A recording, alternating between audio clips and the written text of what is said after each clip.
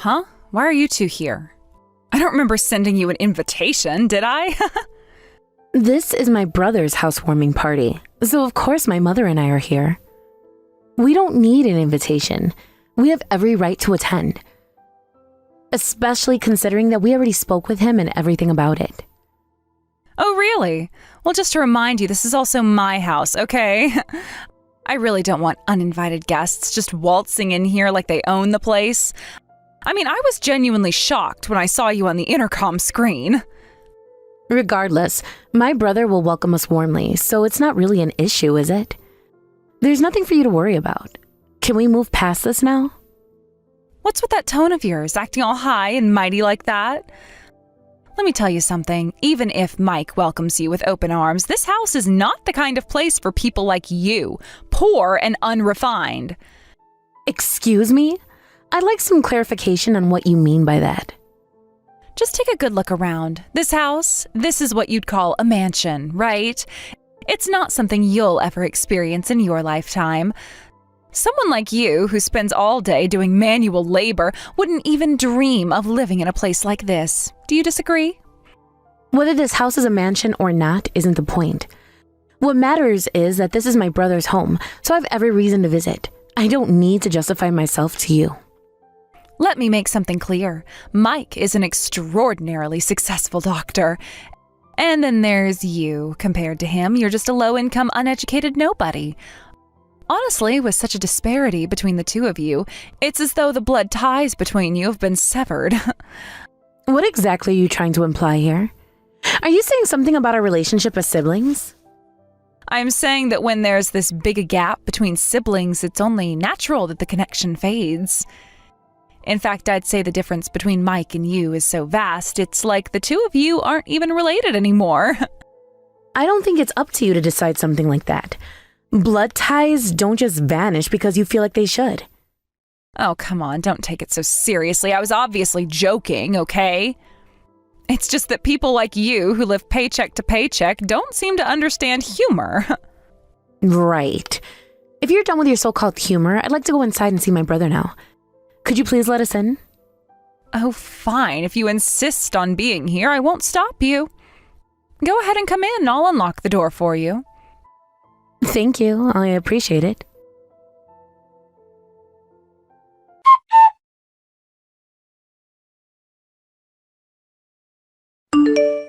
Sammy, what exactly is the meaning of this?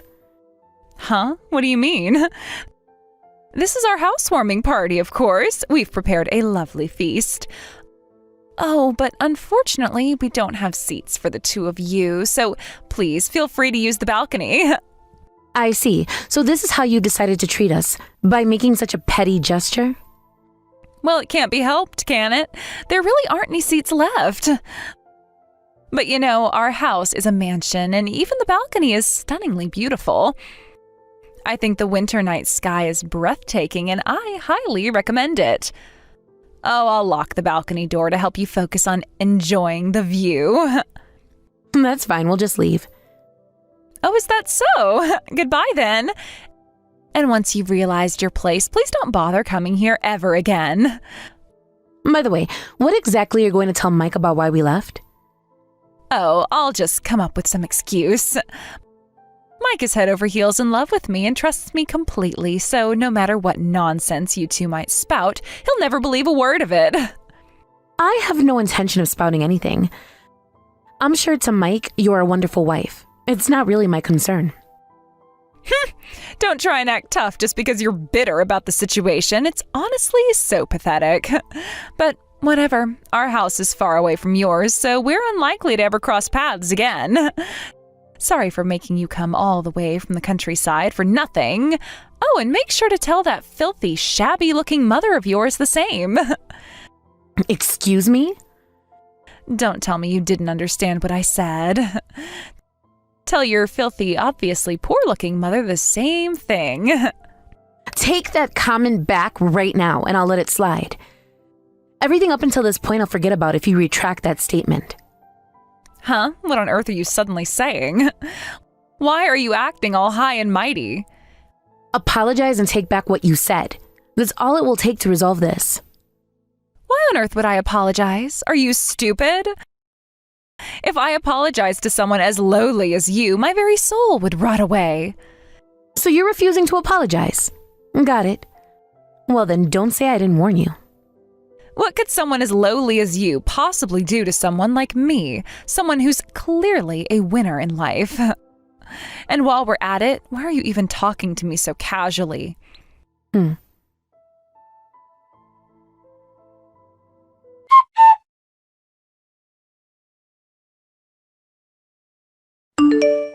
Hey, pick up the phone already. I've been calling you over and over again. Oh, sorry, I didn't hear it ringing. The noise around here is kind of loud right now. Wait, what? 300 calls? That's insane! No, this is way beyond insane. This is your doing, isn't it? What exactly are you talking about? Don't play dumb. I'm talking about you smashing the front of the house with heavy machinery. I can see it plain as day from the balcony. And what's worse, you're using your phone while operating that thing? Well, when you put it that way, I guess you're right. All right then, I'll stop answering your calls. Wait, no, hold on. Okay, fine. Just stop with the heavy machinery already. And for the record, I'm sitting in the passenger seat right now. I'm not the one driving, so you can relax. Do you seriously think you can get away with something like this? This isn't some joke you can just laugh off. Oh, don't worry. I have no intention of treating this as a joke. What the? I don't even know what to say to that. What the hell is wrong with you? You know what? Forget it. Put your mother on the phone. I need to talk to her.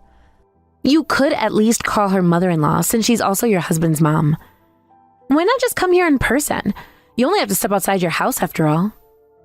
Like I'd risk leaving the house when someone is outside smashing it up with heavy machinery. Who knows what you'd do next? And if you manage to talk to her, then what exactly do you plan to accomplish? At the very least, I'd get a reasonable conversation, unlike this madness.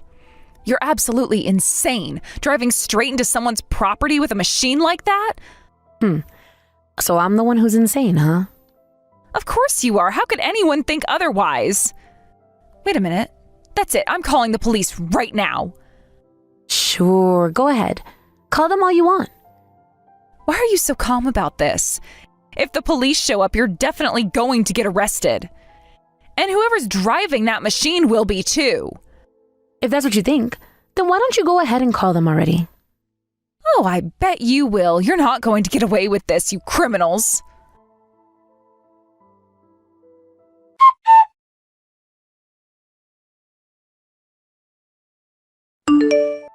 Looks like the police have arrived.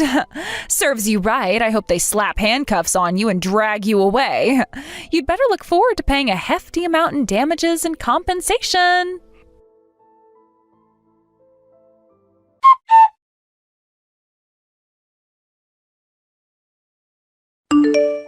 Don't worry, you don't have to be concerned about that. Huh? What? Who are you? I'm Mike's mother, which makes me your mother-in-law. I noticed messages from you on Bree's phone, so I decided to reply on her behalf.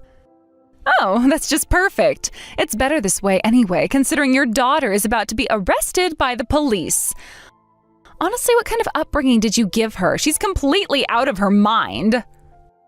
As I said, there's no need to worry about her getting arrested. I'm currently explaining the situation to the police. What are you talking about? I mean that Bree won't be arrested, nor will she have to pay you any compensation or damages. That's all. What are you even saying right now? Are both of you insane? Honestly, I pity you two. Is this what happens when you're so poor you lose your mind? Wait, does that mean you're still in front of my house? Yes, actually I was the one driving the heavy machinery earlier. What? So you're the one responsible? I knew it. Both of you are completely insane. You know what? I'll report you to the police too. I'll call them right now. Before you do that, have you spoken to Mike yet? Of course not. Mike isn't even home right now. He left right after we ate the dinner I had prepared for our housewarming celebration. I have no idea where he went. Mike is here with us right now. What? Wait a minute. He is? And hold on, Why are the police leaving now? It seems they've finally understood the situation. What a waste of time that was. Well, then I'll be resuming our work now. Wait, no, hold on. Why isn't Mike stopping you from doing this? Because we're doing this with his permission. What? This is Mike's private property. There are no neighboring houses around, and we have every right to do whatever we want here, even if that means demolishing something. Nobody has the grounds to complain. I don't understand. Why would Mike give you permission for something like this? Do you even know how much effort he put into building this house? Oh, I'm sure Mike understands that perfectly well. That's probably why he wants to tear it down. What are you even saying? None of this makes any sense. Whatever, I'll just call Mike and confirm everything myself.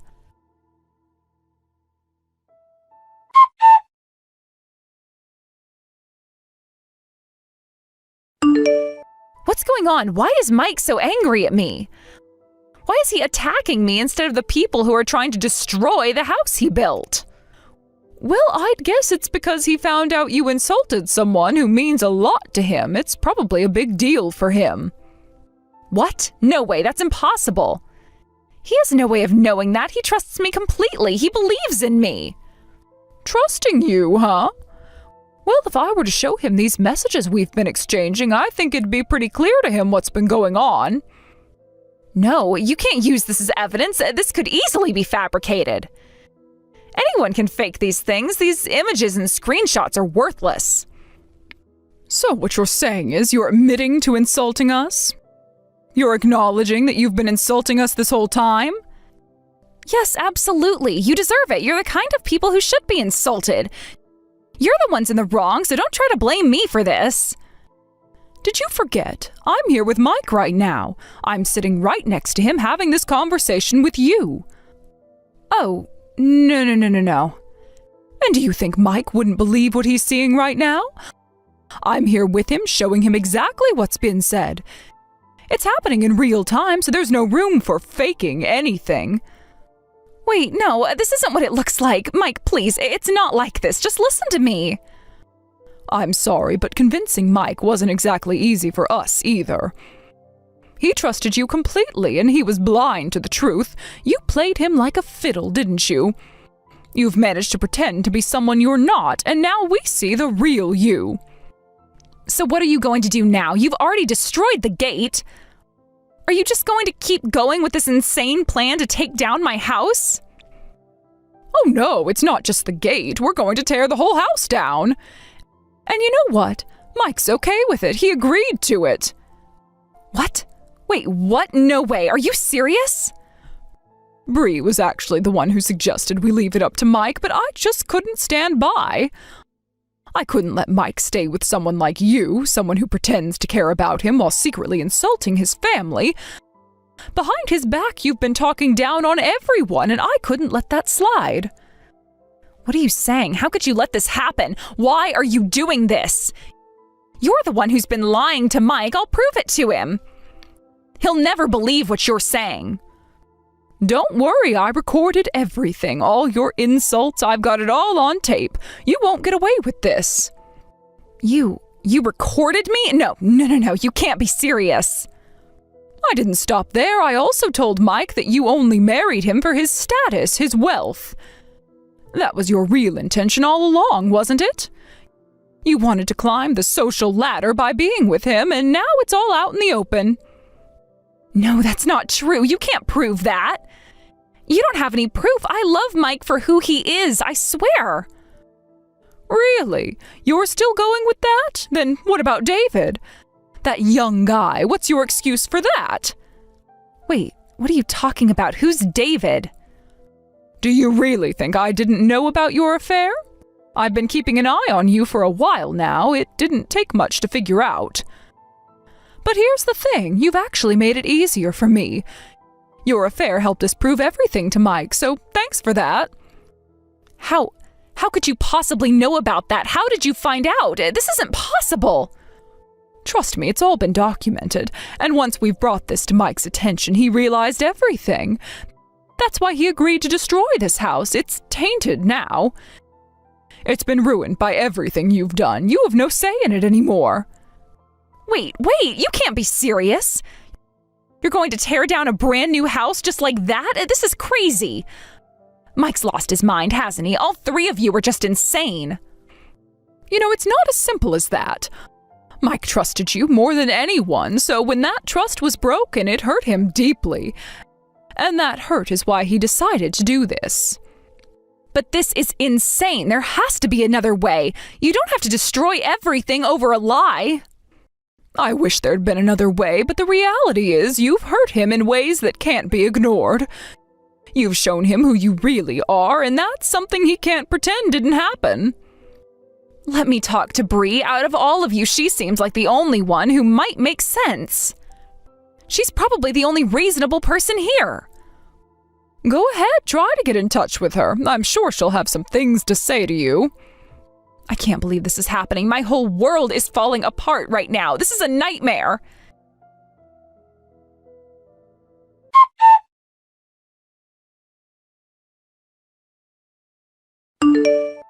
Hey, Bree, Oh? It's rare for you to call me by name. What's going on?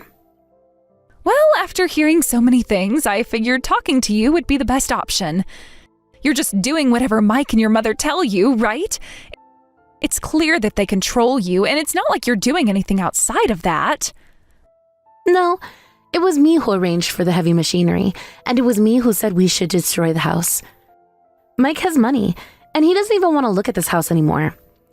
He's finally come around to my way of thinking, so it's not just them pushing me. I didn't wait for anyone's permission. I took it into my hands and made sure we get the job done. I see. So you're just as crazy as everyone else. Fine, let me talk to Mike then. He's not answering his phone. Maybe I can get him to listen to me and calm down. He's been avoiding me, and this whole situation is escalating way too far. Mike isn't in a state to talk right now. Honestly, it's not going to help to talk to him. He's not the one calling the shots here. So he's still in shock, huh? He must be devastated after everything that happened with me. I get it. It's obvious from how he reacted before. I didn't think it would come to this, but now I see how deeply this has affected him. No, actually. He's jumping for joy as he watches the gate get torn down. He's thrilled, honestly. It's like a weight's been lifted off of him, watching this house fall apart. It seems like he finds satisfaction in destroying something that was supposed to be perfect, something that he worked hard for. What? It seems like he gets some satisfaction from watching something that's newly built get destroyed. The whole thing just seems to be an outlet for him. Maybe it's a way of letting off steam after everything else that's been building up. Honestly, it's surprising, but also, it's not the worst thing to happen right now. I see. So I've ended up marrying into a completely dysfunctional family. It's so messed up. All of this, every single thing we're doing now is way beyond normal. It's so much worse than I ever imagined. How did I get myself into this mess? It wouldn't matter if it were us or anyone else. If you were involved with anyone, this is how it would turn out. This is the result of your own choices. If you had listened and stopped acting out of line, none of this would have happened. But here we are, and I'm not the one to blame. No way. I am the only one in the world experiencing this situation. And it is all your fault for starting this mess with the heavy machinery to destroy the house. You're the one who took this too far. You gave the order, and now everything is spiraling out of control. You have ruined everything. I was just thinking about walking into the house with a wooden sword and giving you a good beating. Would that have been better? You want to fight, you got one. I was so ready to take matters into my own hands before things got really out of hand. Wait. Anyone who insults my mother, I don't plan on letting them walk away unharmed. You're not going to get away with this. If you think you can just do whatever you want and get away with it, think again. I've had enough. Wait, what? You're just joking, right? I'm dead serious. But you know, my mom said, the pain from a punch will fade in a few days, so it's boring. So, I decided to destroy the thing you care about most. You've been flaunting this house in front of us for so long, haven't you? It's the perfect way to hurt you. If you can't learn your lesson from this, then nothing else will get through to you. Your way of thinking is way too messed up. And on top of that, once you lose Mike's trust, you'll have nothing left. A little injury can heal with time, but the things you lose, no matter how much time passes, you can't get those back. You've already lost so much, and this is just the beginning of what's coming. Did I do something so terrible to deserve this kind of punishment? I just mocked you a little, didn't I? It's not that bad. I don't understand how things could have gotten this out of control. I was just having fun, and now look where it's gone. This is madness. Insulting my mother in front of me is a serious crime. My mom raised me on her own, and I respect and appreciate her more than anyone else. Mike feels the same way. He owes everything to her. It was her earnings that helped him make something of himself. She worked so hard for us. Just thinking about it makes me want to cry. It's not just about what she's done for me, but for all of us. She's the reason we're here today. I get that you guys care about your mom, but honestly, she's really something else. That's exactly why I love her. When I went off the rails, my mom didn't get angry at me. Instead, she gave me a wooden sword as a gift.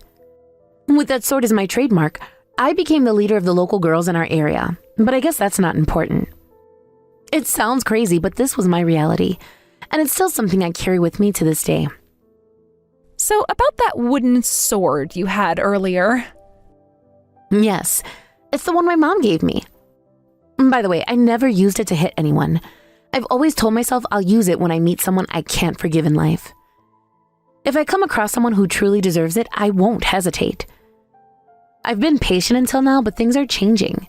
You may just be the person who pushes me to that point. Does that mean I'm the one you're going to use it on? Where I'm from, nobody ever talked down to us. Mike's position kept me from doing anything until now, but I can't hold back anymore. You pushed me to this point, and now there's no going back. Wait, please, forgive me. Please don't hit me. You don't deserve to have the sacred wooden sword swung at you.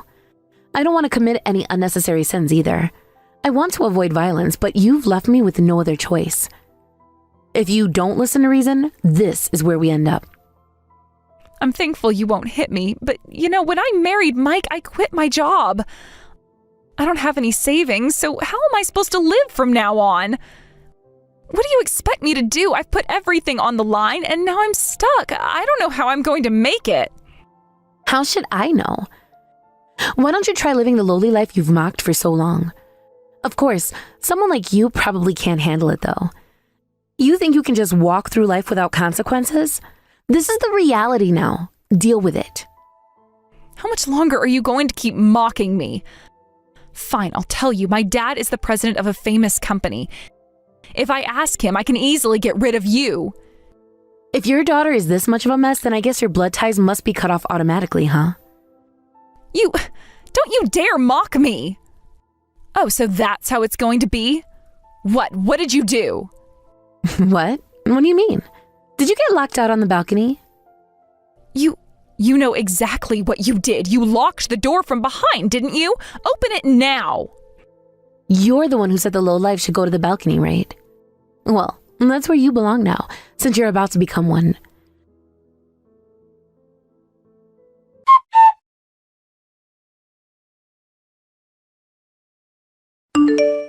I never thought you would actually destroy it.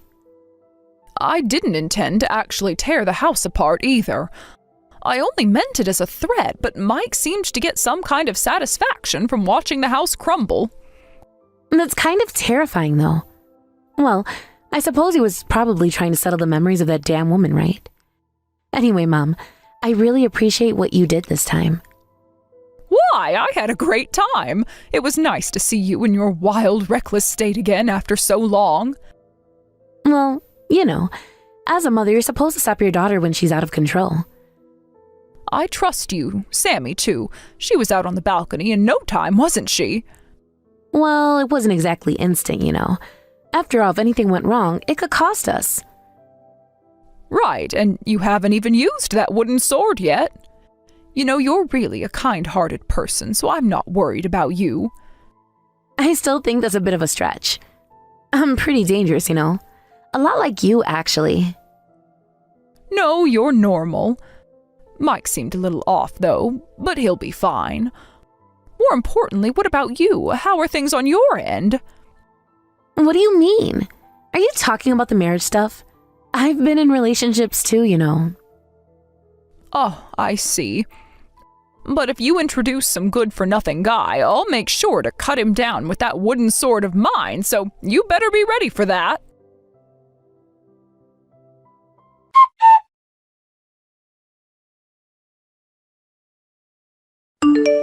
Sammy went through a divorce from Mike. It wasn't just a simple breakup. The situation was complicated and messy, to say the least. Sammy had gathered undeniable evidence of Mike's infidelity, and it had led to a court ruling that ordered him to pay alimony. She had everything lined up, the proof, the legal counsel, and a sense of vindication. However, the reality of her own situation was far from ideal. Sammy, who had relied on her husband for financial stability and indulged in a life of luxury, found herself in an even worse predicament. The divorce had left her without a job, without any form of income, and with a lifestyle that was unsustainable without Mike's financial support. She was accustomed to the high life, designer clothes, lavish vacations, and expensive taste. But once that was gone, it became clear just how much she had been living beyond her means. In addition to the alimony, Sammy found herself burdened with enormous debts. She had accumulated millions of dollars in debt, which included not only the alimony payments, but also the lifestyle expenses that she had been running up during the marriage. It wasn't just a few $1,000s here and there. It was a staggering amount. Living a life based on spending without any regard for savings or long-term planning had caught up with her. There was no immediate way out, no solution in sight. Sammy had no choice but to turn to her parents for help. However, relying on her parents wasn't going to be the easy fix she might have expected. Her father was the president of a well-known, successful corporation, and he was a man who was known for his strict demeanor and high expectations. He had always pushed Sammy to be independent, to work hard, and to create a life for herself that didn't rely on others. But despite his success, despite his wealth, Sammy had always relied on her relationships, particularly her marriage, for security. Now that foundation had been shattered, and Sammy was forced to face the consequences of her actions. When her father learned about her situation, he was devastated. He didn't have the compassion that Sammy might have expected. Instead of offering comfort or financial support, he was deeply disappointed in her choices. Her father was the kind of man who held his family to high standards, and he was someone who had always prided himself on building a life of integrity and respect.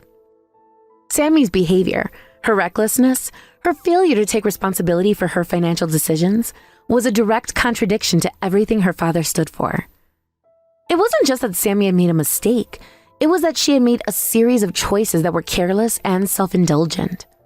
Her father's anger was not just at her actions, but at the fact that she had taken for granted the privileges she had been given and failed to see the value of hard work and responsibility. Sammy's fall from grace was swift and brutal. She lost the financial support of her husband and now her father. The one person who could have helped her in this difficult time was just as disappointed as Mike. There was no safety net for her anymore, no one to pick up the pieces. It seems that, with no other options left, Sammy disappeared from the public eye. No one really knew where she went or what she was doing. She had been so high on the social ladder, so deeply embedded in her circle of wealth and influence.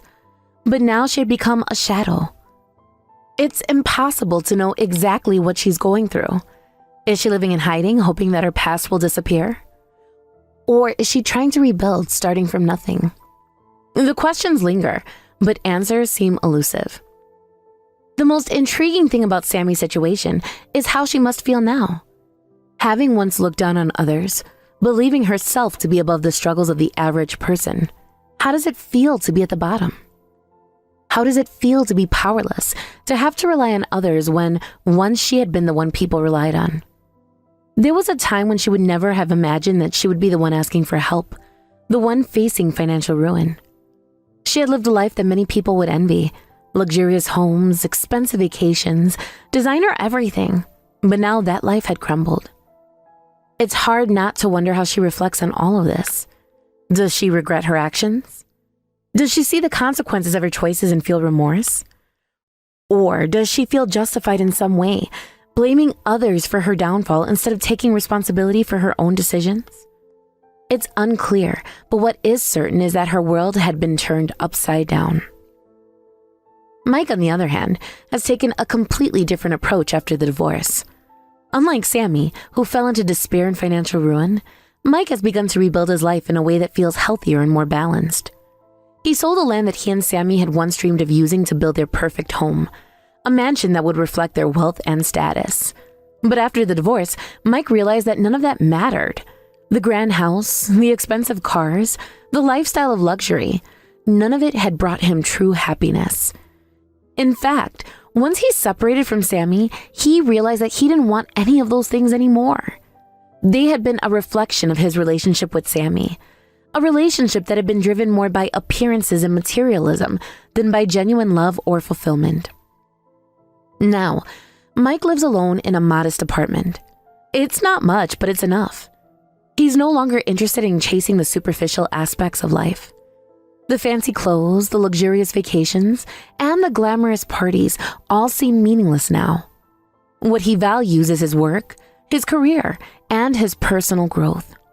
He has returned to his practice as a doctor, dedicating himself to his patients and his profession. His life has become more focused, more purposeful, and while it may not be as extravagant as it once was, it's far more fulfilling. Mike has come to realize that happiness doesn't come from material wealth or living in excess. It comes from within, from feeling a sense of purpose and contributing to the lives of others. This realization has given him a peace that he had never known before, and he's slowly started to rebuild his life, not based on what others expect of him, but on what truly matters to him.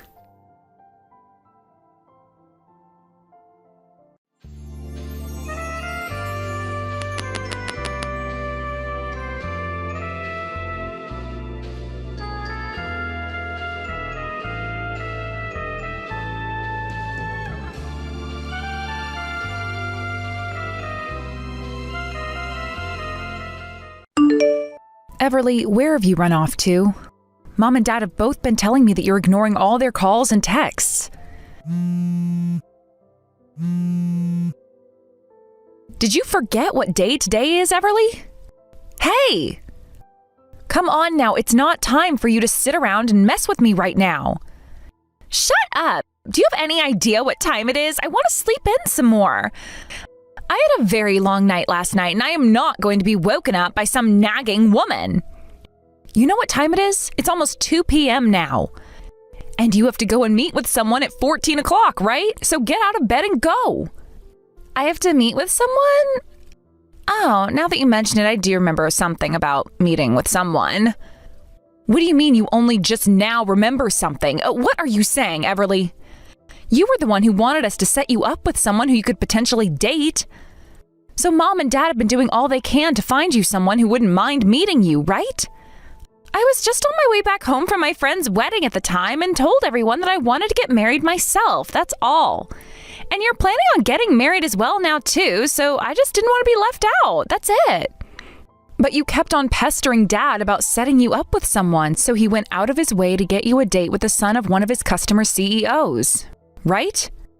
And about that, if I'm going to get married, I want it to be with someone who has loads of money, which that guy totally has, but have you seen the pictures of him?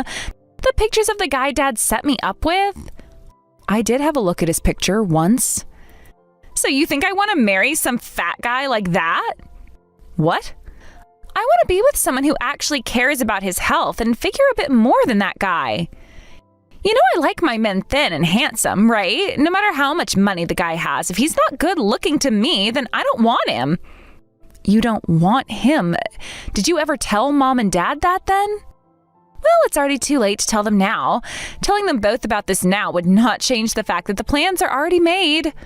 Hold on a second. So you're not actually planning on going out to meet that guy today? That's right.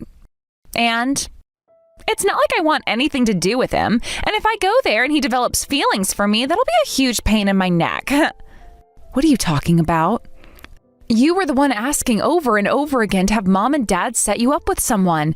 And now that they have a guy ready for you and everything, you're not going to tell them you don't want to see him anymore? No way that's okay, Everly. You should really tell mom and dad about this right now. I mean, this has to do with one of dad's customer's sons. You understand that, right? All right, if I really have to go out and meet this guy, then why don't you go in my place and meet with him? I'm not playing around with this right now. I happen to be engaged now, right? There's no way I'm going to go out and see another man who isn't my fiancé. It'll be fine. I happen to have your fiancé in my pocket anyway. What the heck is that supposed to mean? I might not want to go and meet with that chubby guy, but that hasn't changed the fact that I want to get married. So I've made sure that I'll be the one getting married to your fiancé. What did you just say?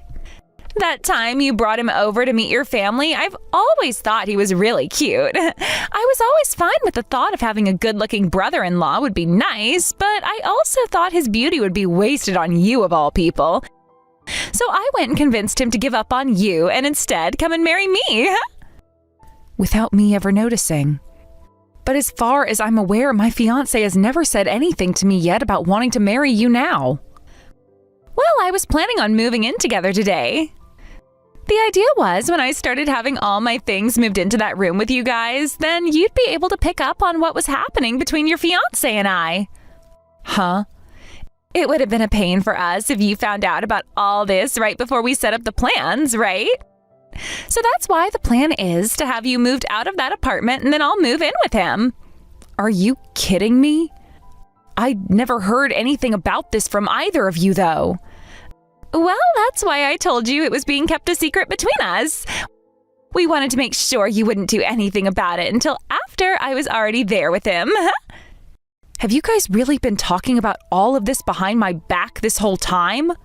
Yep. And that's why it is totally okay for you to go out and meet that guy Dad set up for me, since you no longer have a partner yourself. If anything, I'm being a really nice little sister by letting you go out with the man I was supposed to see today, right after you lost your fiancé. Right? How the hell are you even remotely close to a nice little sister?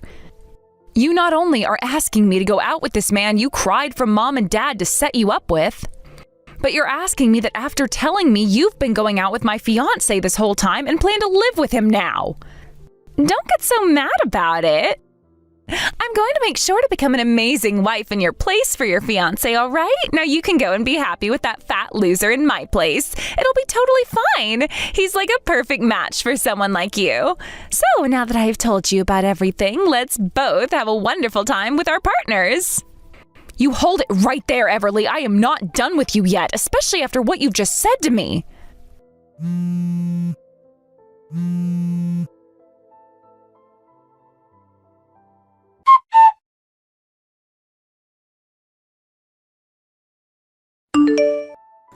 I'm sure you've already heard everything from Everly now. But it's just like she said, so you and I are no longer engaged, Audrey. What the hell is going on here, Evan? Do you have any idea what you both are doing right now? I had no choice, alright. I've started to realize that she is a lot better for me than you are. And now, I'm in love with her. So when you proposed to me and said that you loved me, it was a lie? The moment I saw that you had a younger and far cuter little sister, I thought it would be best to get closer to her. So that's why I proposed to you, and had us get reservations at that expensive restaurant in order to see her while meeting your parents. I cannot believe you. You and I went through with getting a whole wedding ready for us. We've already handed out all the invitations and everything, so what the hell are we going to do about that? I'd like for you to tell all those that you invited that the wedding is cancelled.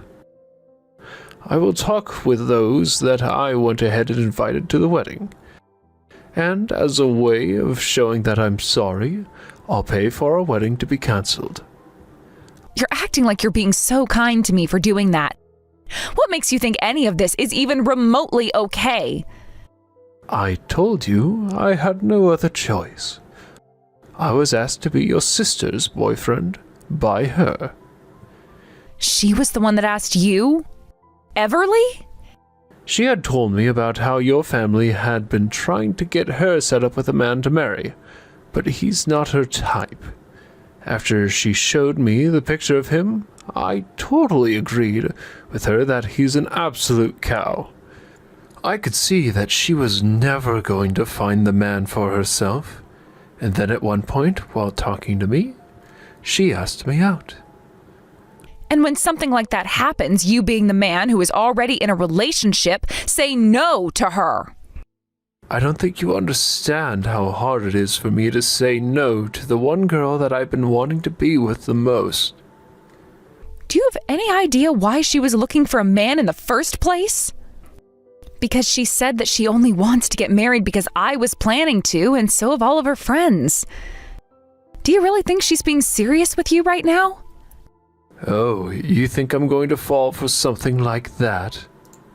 I'm sure she was getting jealous of everyone else, but that doesn't mean her love for me is fake. I get that all of this is hard for you since you just found out that I've dumped you for her, but don't start trying to get me all worried about the relationship I've been having with her. Everly is a whole lot more cute than you, Audrey, and that's why I've left you. Now leave my love with her alone. I'm done with this. I cannot figure out exactly what drove you all to do that, and I don't even want to anymore.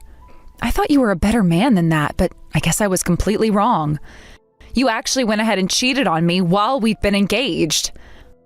Well, if I'm such a terrible man, then after today, don't you ever come around Everly or I.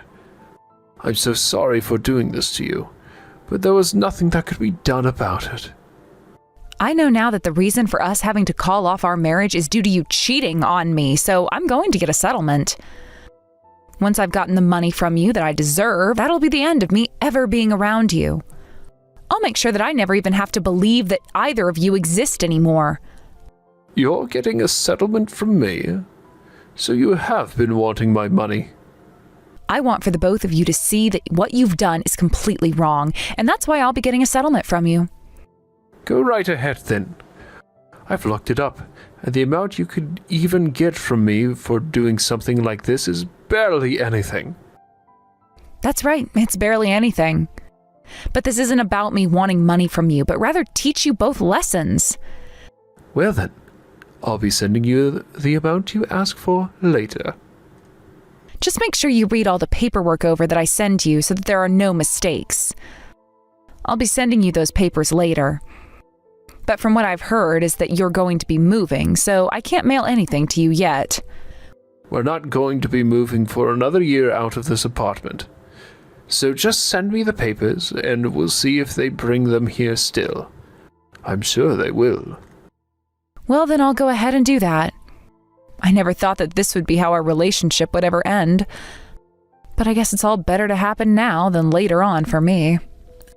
I'm sorry that our love life of being engaged to one another was so short-lived, and that we never got to get married. But I'm going to be much happier with your sister, so you can be glad about that. I hope you're just as happy with whatever man comes across you next.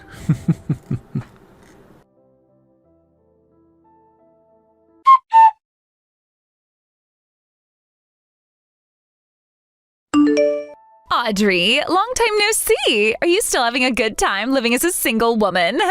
I'm so sorry about stealing your fiancé from you right as you both were going to get married. And what do you want from me now? So, I guess you never did end up blocking me then. Perfect.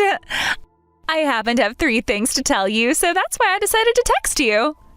3 things? The first one is that Evan ended up quitting his job, and from there he started his own company, which he is now running as the CEO. That's really great to hear. Now for the second piece of news. I'm pregnant. That is also great to hear. This isn't the kind of reaction I was hoping to get from you. A little dry, I think. Did you not just hear me say that you're going to have a niece or nephew now? And this means that Mom and Dad will be getting their first grandbaby. You should be way more excited for me. I'm not excited about any of it, but I'll congratulate you. So what's this third piece of news you have. I plan on coming home to Mom and Dad's to have my baby there. What? You're coming back to have your baby at Mom and Dad's? So you're actually coming back? From what Evan has told me, his company is completely based online, which means he can do his work from anywhere in the world. So because of that, the two of us can go back to Mom and Dad's place, and we're both thinking of living with them long term. 3 years ago, I really thought that you were one hell of a crazy sister. But even now, you're proving to me that you're still frickin' crazy. Well, my husband is building this business of his up, so he needs all the money he can get, right? It would be a waste to put our money into our house, so it's much better to just move back home with Mom and Dad. Then we'll have all the money he needs for that company, right? And above saving money, having the baby be around Mom all the time would really help me out a lot. So you plan to have both Mom and Dad be there to help you out? Well, yeah, I'm giving them their first grandbaby after all. And the both of them have always spoiled me with anything I want, and this time I want to be home with them. So you really never came around to realizing just how much trouble you caused for all of us by running away with Evan?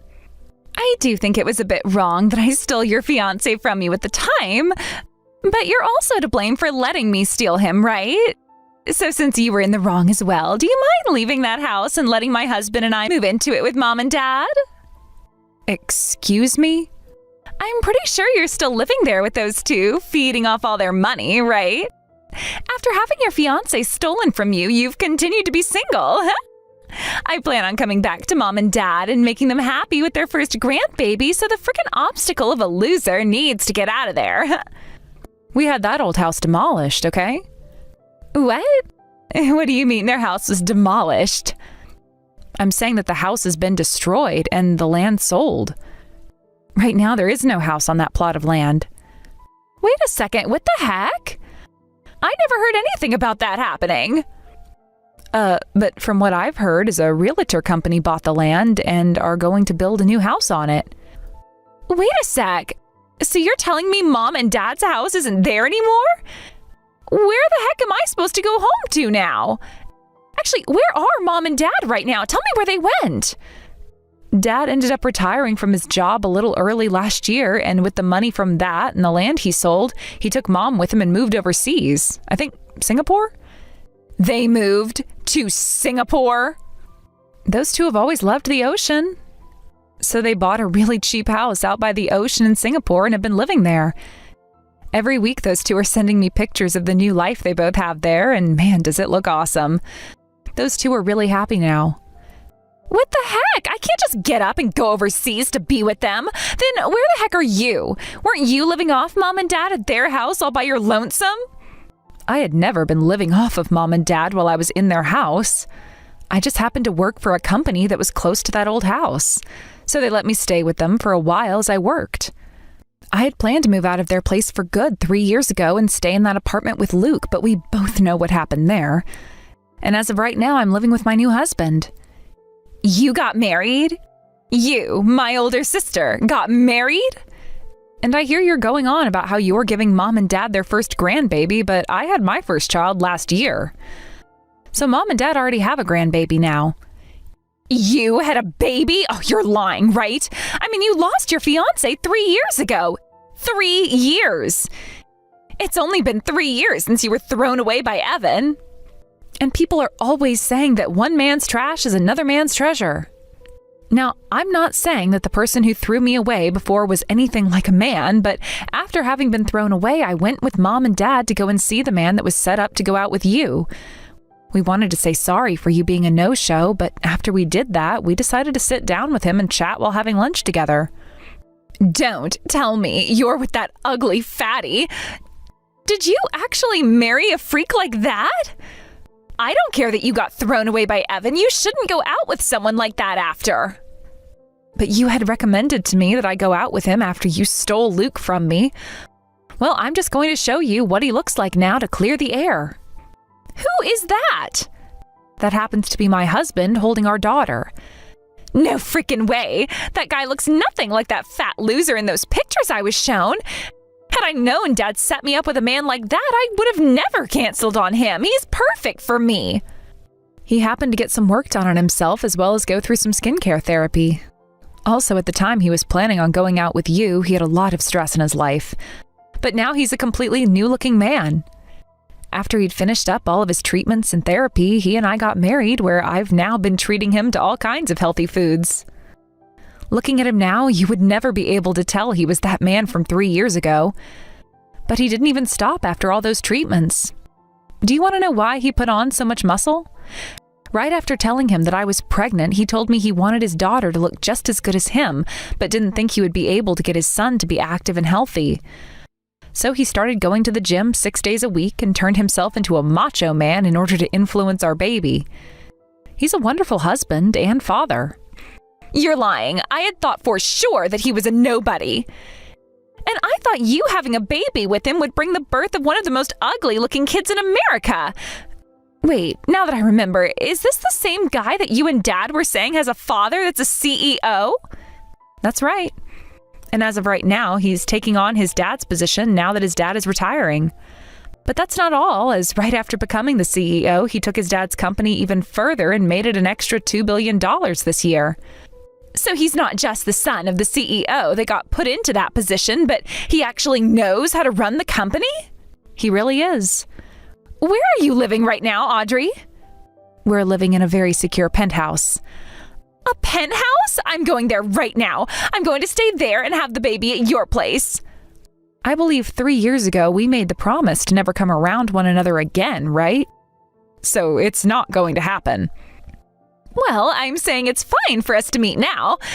So let's bring things back to the way they were in the past and live together in peace again, okay? All right? I don't think you and I were ever living in peace with one another, so I'm not sure what you're talking about. What? What are you talking about? You and I had some of the best times together as sisters, right? You think so? Even though you would always get away with doing whatever you wanted and then force me to take over for all your responsibilities? Even though you would always take my things away from me without asking and then say that I lost them? I have still not forgotten about how back in high school when I graduated, Dad gave me that really nice watch.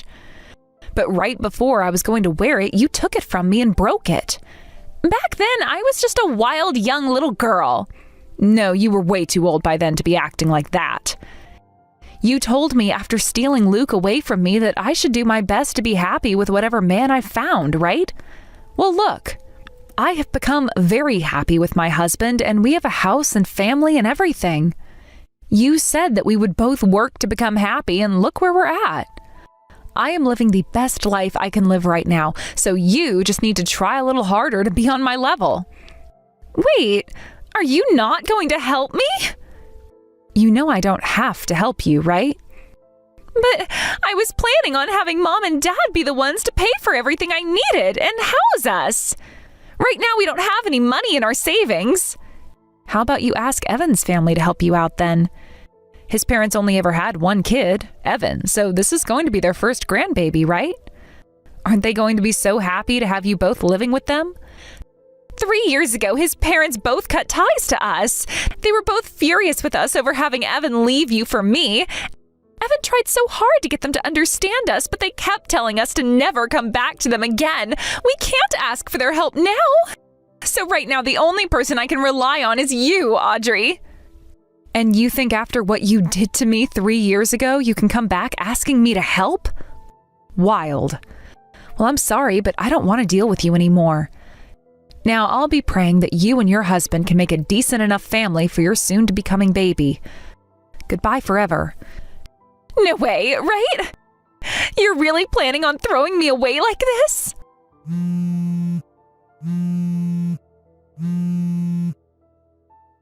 Audrey!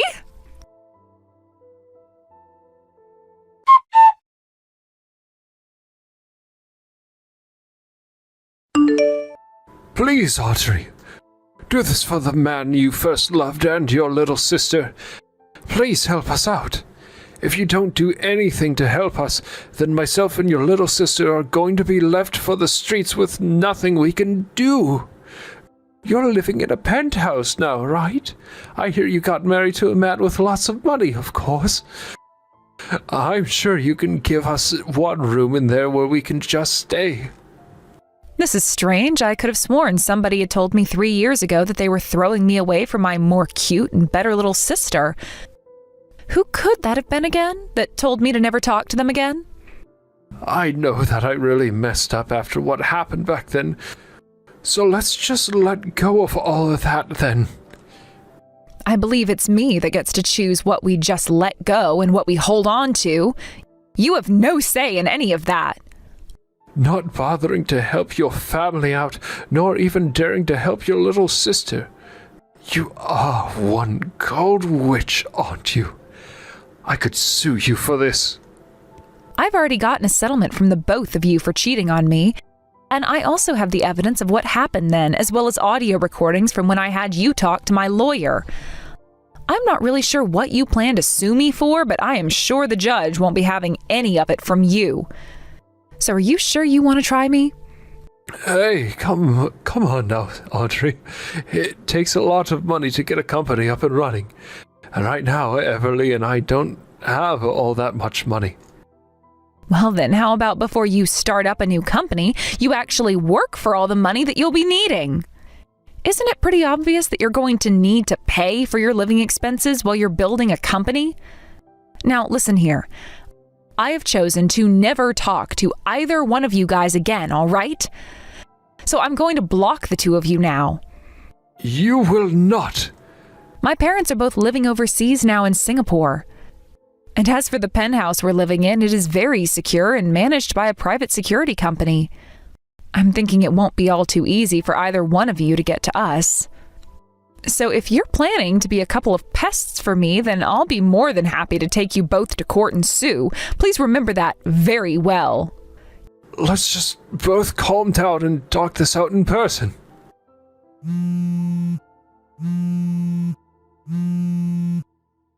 I will literally come to you and get on my hands and knees apologizing for what happened 3 years ago.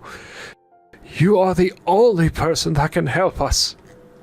You had told me that you would be able to do everything on your own back when you said for me to never come around you both again. So please, be a man of your word and go away. Now, go enjoy that life that you live with my little sister some more.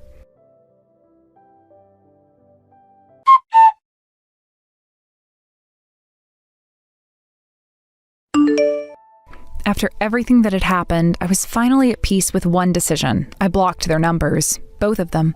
No hesitation, no second thoughts, just the finality of it. I had spent so much time and emotional energy trying to maintain some semblance of a relationship with them, hoping they would change, hoping things would get better. But I'd come to the realization that they never would. They had used me, manipulated me, taken advantage of my kindness. And in return, they gave nothing but empty promises and broken trust. The decision to block them wasn't easy, but it was necessary. It was the only way to fully free myself from their toxic influence. I remember the moment that I hit that block button. There was this brief but overwhelming sense of relief that washed over me. Finally, I wasn't tied to them anymore. I wasn't waiting for their next text or call. I wasn't second-guessing myself every time my phone buzzed, wondering if it would be one of them trying to weasel their way back into my life. This was it. I was done. No more excuses, no more manipulation. They were out of my life for good. It felt liberating, almost like a weight had been lifted off my shoulders. But as I learned the hard way, the universe has a way of throwing curveballs, especially when you least expect it. I wasn't naive enough to think that my blocking them would keep them from trying again. After all, these were the same people who had always found a way to wiggle back into my life when I'd managed to get away from them. They weren't going to just give up because I pressed a button on my phone.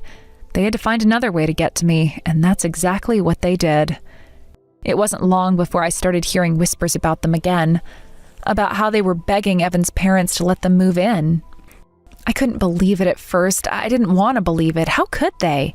After everything that had happened between us, after all the hurt they had caused, they thought they could just waltz back into his parents' lives and be welcomed with open arms? It seemed unbelievable. Yet when I heard the story from Evan's mom herself, I had no choice but to accept the reality of it. Evan's parents, kind-hearted people though they were, had always been a bit soft when it came to their son. Despite the mistakes he had made, all the ways he'd hurt people, they still believed in him. They still held on to some hope that he could turn things around, that he could find his way.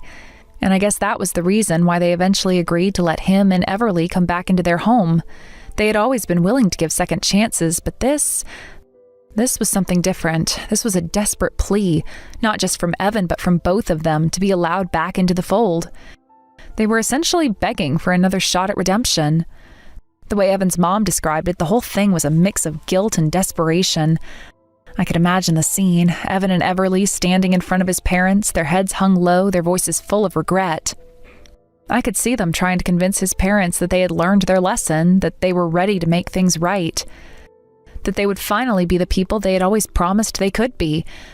But deep down, I knew it was all just a facade. They would still be the same people they had always been. They were still manipulative, still selfish, still trying to take advantage of anyone they could. But somehow, against all odds, it worked. His parents, despite knowing better, agreed to let them move in. I don't know if it was out of love or guilt or some combination of both, but the decision was made. They opened their home to them. However, there was one condition that Evan and Everly had to accept. They would have to pay their way. No more living for free, no more relying on the kindness of others without any responsibility in return. If they wanted to stay there, they would have to contribute, pay rent, cover their share of the household expenses, and act like adults. In a way, it was a good thing. It was the reality check they needed. They had always lived their lives in a bubble, expecting the world to provide for them, expecting others to take care of them without any effort on their part. But now they would have to face the consequences of their actions. They would have to pay for their mistakes. And as hard as that was to swallow, I couldn't help but feel a small sense of satisfaction. At least they weren't getting everything handed to them on a silver platter anymore. They had to earn their keep, just like everyone else. But I couldn't help but wonder, would this really be enough to change them? Would the reality of paying rent and living under someone else's roof finally get through to them? Or would it just be another phase in their lives, another chapter where they played the part of the reformed individuals only to slip back into their old ways once they had what they needed? I couldn't say for sure, but I had my doubts. As for Evan, it didn't take long for him to realize that his dreams of starting his own business weren't going to come to fruition. He had tried tirelessly to get his company off the ground. He had spent months working late nights, investing his savings, and trying to find investors who would believe in his idea. But despite his best efforts, his company just wouldn't take off. The market didn't respond the way he had hoped, and no matter how hard he pushed, the business seemed to crumble around him. Every failure chipped away at his confidence until finally he reached a breaking point. He realized that he couldn't keep going, that his dream of entrepreneurship wasn't going to happen, not with his current resources, not with the skills he had. So he gave up, just like that. The idea that he could build something on his own, something that would provide him with the independence and success he craved, was no longer a realistic goal.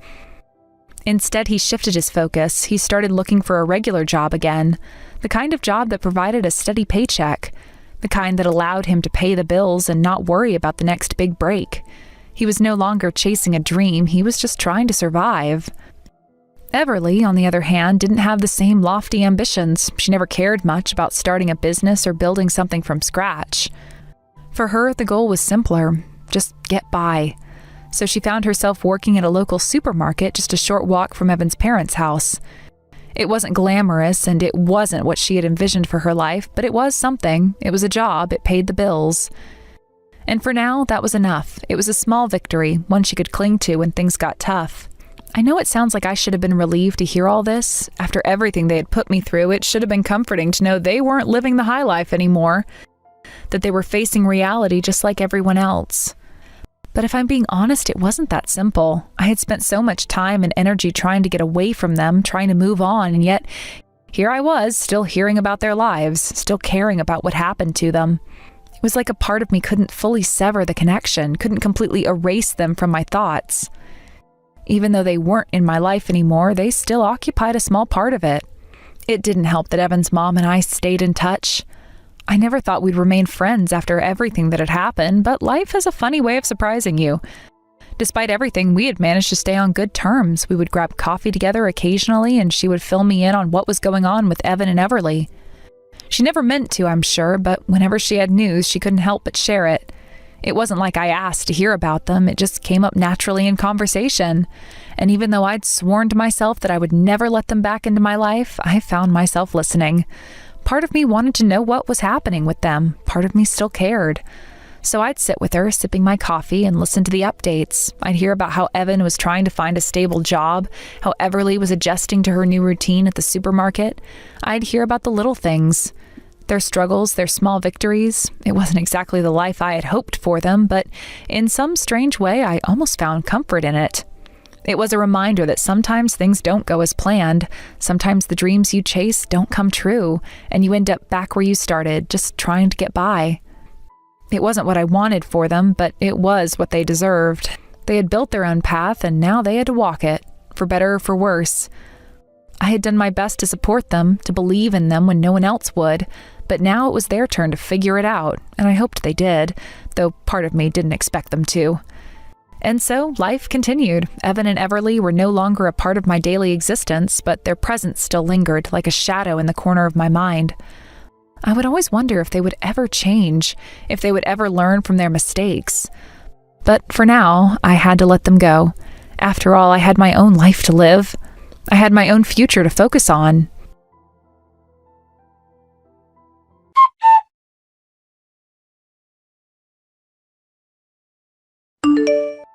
After everything that had happened, I was finally at peace with one decision. I blocked their numbers, both of them. No hesitation, no second thoughts, just the finality of it. I had spent so much time and emotional energy trying to maintain some semblance of a relationship with them, hoping they would change, hoping things would get better. But I'd come to the realization that they never would. They had used me, manipulated me, taken advantage of my kindness. And in return, they gave nothing but empty promises and broken trust. The decision to block them wasn't easy, but it was necessary. It was the only way to fully free myself from their toxic influence. I remember the moment that I hit that block button. There was this brief but overwhelming sense of relief that washed over me. Finally, I wasn't tied to them anymore. I wasn't waiting for their next text or call. I wasn't second-guessing myself every time my phone buzzed, wondering if it would be one of them trying to weasel their way back into my life. This was it. I was done. No more excuses, no more manipulation. They were out of my life for good. It felt liberating, almost like a weight had been lifted off my shoulders. But as I learned the hard way, the universe has a way of throwing curveballs, especially when you least expect it. I wasn't naive enough to think that my blocking them would keep them from trying again. After all, these were the same people who had always found a way to wiggle back into my life when I'd managed to get away from them. They weren't going to just give up because I pressed a button on my phone. They had to find another way to get to me, and that's exactly what they did. It wasn't long before I started hearing whispers about them again, about how they were begging Evan's parents to let them move in. I couldn't believe it at first. I didn't want to believe it. How could they? After everything that had happened between us, after all the hurt they had caused, they thought they could just waltz back into his parents' lives and be welcomed with open arms? It seemed unbelievable. Yet when I heard the story from Evan's mom herself, I had no choice but to accept the reality of it. Evan's parents, kind-hearted people though they were, had always been a bit soft when it came to their son. Despite the mistakes he had made, all the ways he'd hurt people, they still believed in him. They still held on to some hope that he could turn things around, that he could find his way. And I guess that was the reason why they eventually agreed to let him and Everly come back into their home. They had always been willing to give second chances, but this was something different. This was a desperate plea, not just from Evan, but from both of them, to be allowed back into the fold. They were essentially begging for another shot at redemption. The way Evan's mom described it, the whole thing was a mix of guilt and desperation. I could imagine the scene, Evan and Everly standing in front of his parents, their heads hung low, their voices full of regret. I could see them trying to convince his parents that they had learned their lesson, that they were ready to make things right, that they would finally be the people they had always promised they could be. But deep down, I knew it was all just a facade. They would still be the same people they had always been.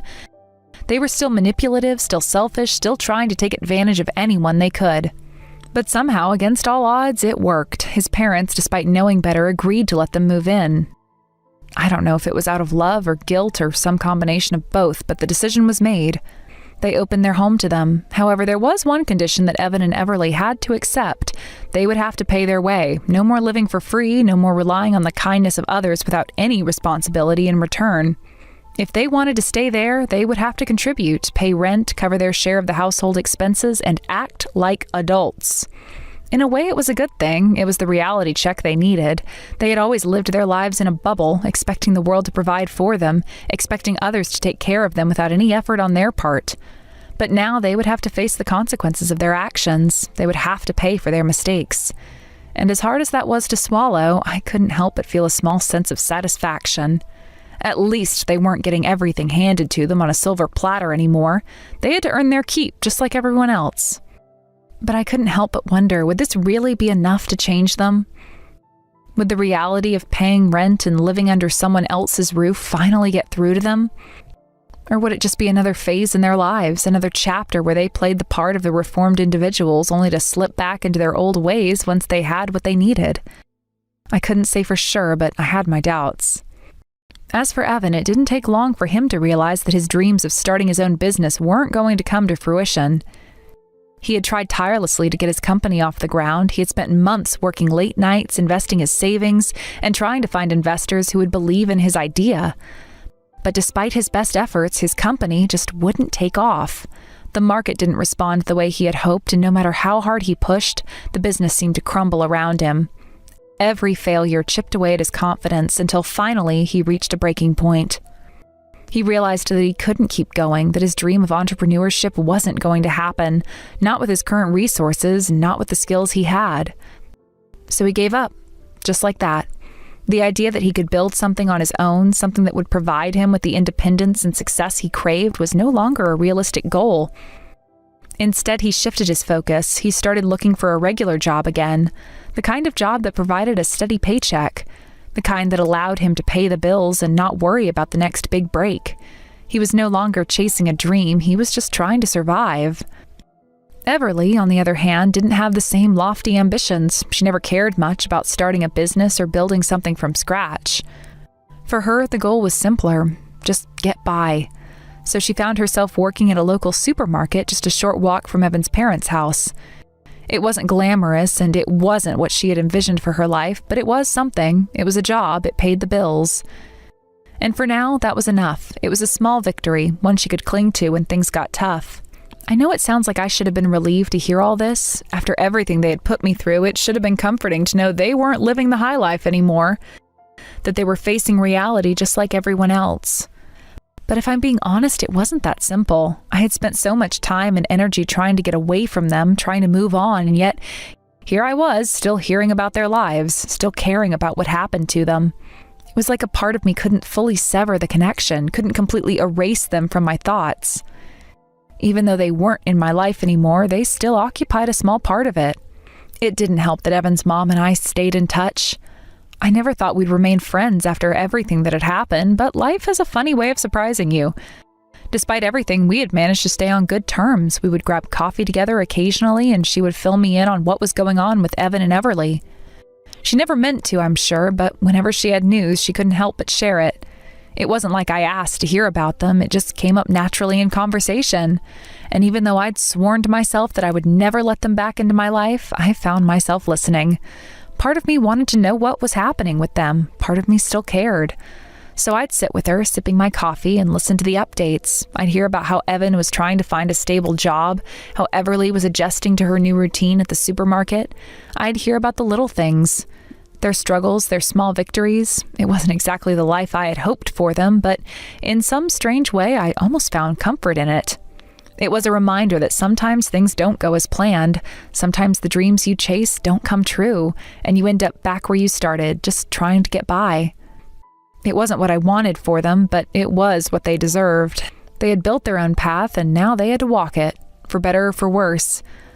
I had done my best to support them, to believe in them when no one else would, but now it was their turn to figure it out, and I hoped they did, though part of me didn't expect them to. And so life continued. Evan and Everly were no longer a part of my daily existence, but their presence still lingered like a shadow in the corner of my mind. I would always wonder if they would ever change, if they would ever learn from their mistakes. But for now, I had to let them go. After all, I had my own life to live. I had my own future to focus on.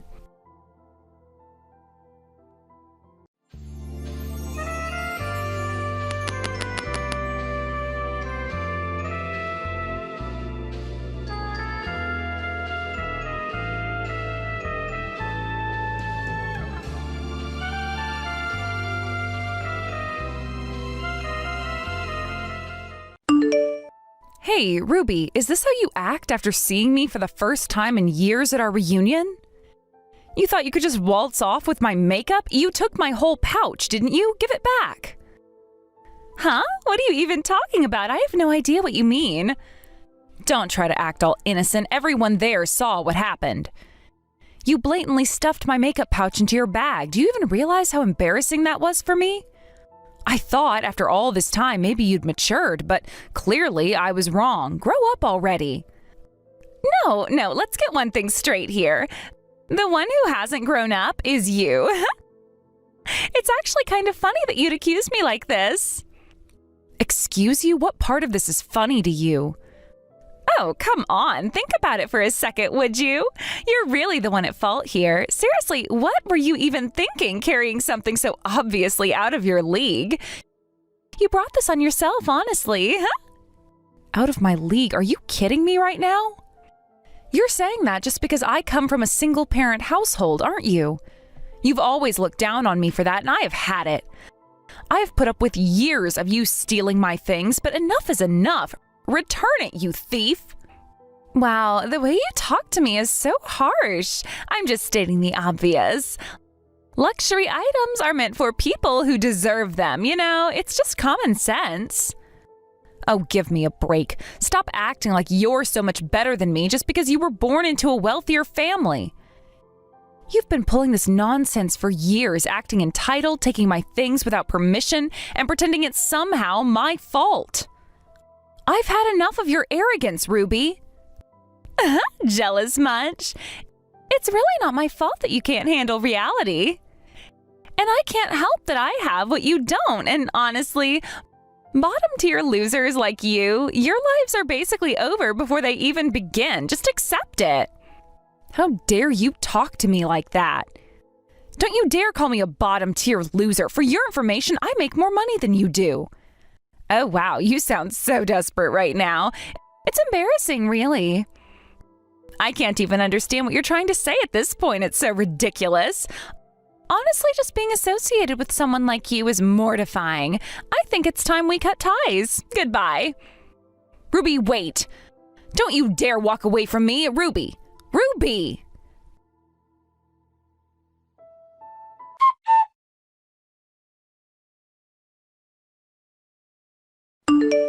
So today is supposed to be my big day, my wedding day, But something really weird happened. During my destination wedding in Hawaii, I could have sworn I saw someone who looks exactly like you. Let me ask, Ruby, was that you? Surely not, right? Oh, so now you're finally reaching out to me?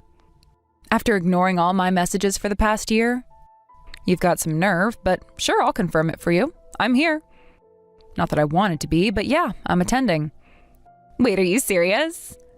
Oh my God, I can't believe this. Stop it. I'm laughing so hard I might ruin my makeup. You actually came uninvited.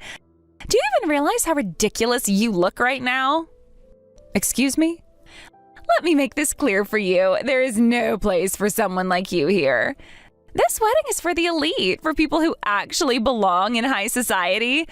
My husband, he's a Harvard graduate, a top elite, the next CEO of his company, no less. All of our guests are on that same level, people who truly understand luxury and class. You, on the other hand, are completely out of your depth here. Just leave already. Oh, is that so? Well then, I suppose I'll take my leave. I wouldn't want to impose. Wait, hold on. Did you not hear what I just said? I am telling you to leave because people like you don't belong here. Your presence is an insult to everything this event represents. Why are you even here? Did you come just to mooch off the free trip to Hawaii? Or did you think crashing my wedding would somehow make you feel better about yourself? Either way, it's pathetic. Go home. Actually, I'm here as an invited guest, on the groom's side to be specific. What? Wait, what did you just say? You heard me. I'm here because the groom invited me. And don't worry, I'll be leaving soon. I had no intention of celebrating this sham of a wedding anyway. Honestly, it's hilarious watching you dig your own grave like this. Good luck cleaning up the mess you've made. Enjoy your big day.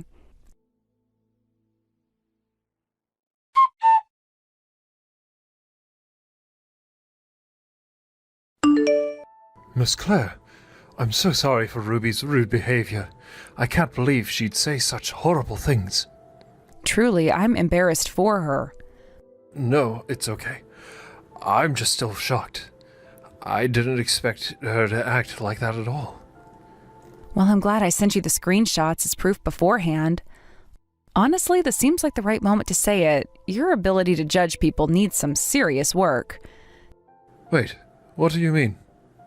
The moment I learned Ruby was the one you were planning to marry, I knew you were being deceived. That girl, she's a master manipulator, an expert at pretending to be someone she's not. If I didn't have the evidence, I knew you wouldn't believe a word I said about her. That might be true, but... Look, I knew that if I attended the wedding, Ruby wouldn't be able to hold back. She was absolutely certain she'd show her true colors eventually. And, well, she did exactly that. Here's the thing. Your ability to connect with anyone is an incredible talent, something to be proud of. But your tendency to trust everyone who treats you kindly, that's your downfall. I warned you about this before, didn't I? You're right, ma'am. My parents warned me about Ruby as well. But I was so determined to prove that my judgment was right. I didn't want to believe they could see something I couldn't. I think I let myself become blind to reality. Yeah, that doesn't surprise me.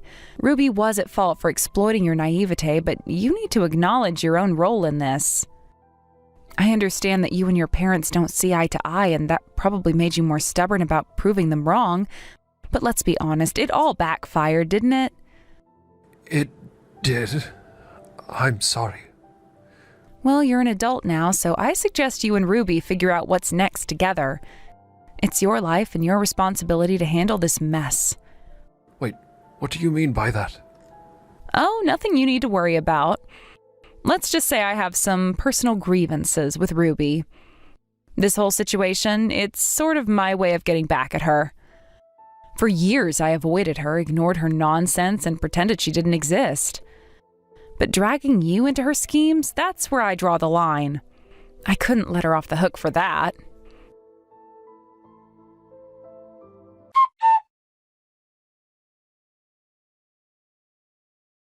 You ruined my wedding! This is all your fault. Pay me back! I'm going to sue you for the entire cost of the ceremony. Excuse me? How exactly did I ruin your wedding when I wasn't even involved in the actual event? Don't play dumb. You kept it a secret that you knew Blake. You set me up. This was all part of your little scheme. Oh, that? Oh, yeah, I guess I forgot to mention it. But honestly, this is your fault, not mine.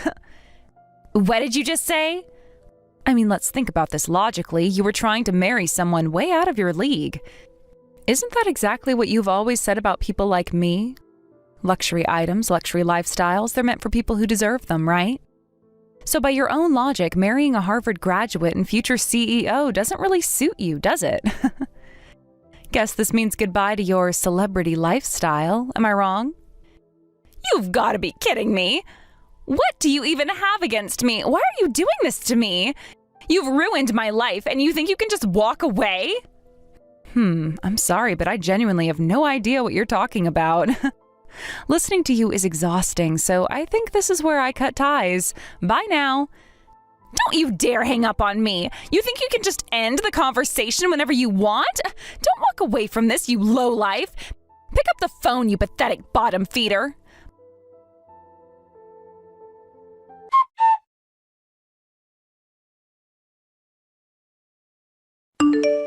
Blake, please, I'm begging you. Think this through one more time. I've already thought it through enough. The decision is final. Just sign the divorce papers and stop dragging this out. Wait, no, I haven't done anything wrong. Why are you abandoning me like this? Didn't we love each other? Didn't we promise forever? I've seen your true colors, Ruby. You lied to me, deceived me, and made a fool out of me. I'm ashamed of myself for not realizing it sooner. I didn't deceive you. I would never. If anything, you're the one who's been manipulated. What are you even talking about right now? It's that poor loser, isn't it? She's filled your head with nonsense, hasn't she? Listen to me. Claire has always been jealous of me. Ever since we were kids, she's resented me for being born into wealth and having the life she could never have. She's been lying about me just to ruin my reputation. Is that all you have to say for yourself? What do you mean? What I mean is that your excuses are absurd and pathetic. Your delusional ramblings are exhausting to listen to. Can we wrap this up? If you're done making a fool of yourself, just sign the papers. Why? Why are you only listening to Claire? She's an outsider, Blake. I am your wife. Shouldn't I be a priority over some stranger? Claire is not a stranger. I've known her far longer than I've known you. Wait, what? You've known her for that long? What are you even talking about? Claire used to be my private tutor. She's the reason I got into Harvard. If it weren't for her guidance, I wouldn't be where I am today. Wait a second. Hold on, that doesn't make sense. You're telling me her, that loser, that idiot, managed to tutor you to Harvard? Are you hearing yourself? She's nothing but a high school graduate. There is no way someone with her level of intelligence could have done that. You're wrong. Claire was actually accepted into Harvard herself. She just couldn't attend for personal reasons and had to decline her spot. But her acceptance letter and her results, they're all legitimate. What? You're saying she got into Harvard? That's right. The idiot you've been belittling is far more capable than you could ever imagine. To top it off, she's the one who helped me achieve my goals. You know my family, right? The elite, high-achieving kind. Claire wasn't just a random choice. She was recommended by my father himself. Do you understand what that means? If my father, who accepts nothing but the best, trusted her, then her abilities speak for themselves. Okay, fine. Your father's known for being strict, but... Strict doesn't even begin to cover it. My relationship with my father has never been great, honestly. I grew up in a household where nothing less than the best was acceptable. I never felt like I belonged there. But Claire? She was different. No matter how my results turned out, she always celebrated my progress. It made me feel like I was worth something. She was more than a tutor to me. She was like family. Like the oldest sister I never had. And you insulted her. Mocked her. Do you really think I'd let that slide? Wait, you are blowing this out of proportion. She's just some nobody from a poor single-parent family. Why does her opinion matter more than mine? Are you even listening to yourself right now? Do you hear how vile you sound? Let me make it crystal clear. Disrespecting Claire is the same as disrespecting my family. And the fact that you're still throwing a tantrum instead of apologizing, it's disgraceful. No, Blake, you're the one who's wrong. You're the one being unreasonable. That's enough, Ruby. This conversation is over. You're wasting my time. Pack your things and leave the house immediately. If you refuse, I'll call security to escort you out. How could you? Kicking me out of our home? Do you even have a heart? I don't have compassion for people who lack humanity. Sign the divorce papers and disappear from my life. No, I won't do it. If I leave now, I'll be nothing but an old washed-up woman with no prospects. You can't do this to me.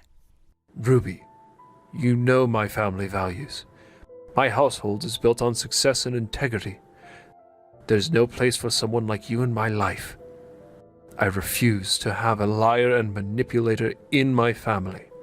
You're not welcome here anymore.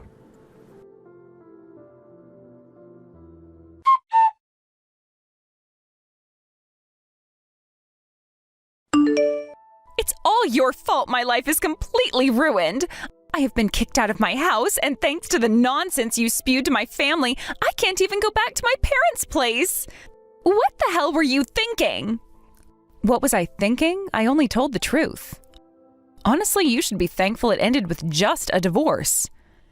If I were you, I'd consider myself lucky. Of course, I'm planning a little more punishment for you. Huh? What are you talking about? If anyone's dealing out punishment, it's me. Don't play the victim here. You're the real criminal, you disgusting monster. A criminal? If we're talking about criminals, shouldn't we start with you? What? Don't play dumb. You've always had that nasty habit of taking things that didn't belong to you, haven't you? Since forever, you've been spouting nonsense about how poor people don't deserve nice things, then going around stealing them for yourself. Isn't that right, or has that habit just evolved over time? That's not... Anyway, I've already reported you to the police. Oh, and by the way, I also shared your charming little habit with all the guests who attended your wedding. I thought it'd be a nice gesture to keep them informed, you know? I wouldn't be surprised if they started filing reports of their own soon. Who knows, maybe your habit caught up with you more than you realized. You're insane! Are you trying to paint me as a criminal? There's no way I'll let this slide. You have destroyed my life, and I won't rest until I drag you straight into hell with me. I'm heading to your house right now, so get ready to face me. My house? Oh, you mean the one I've already moved out of? Sorry, but it's empty now.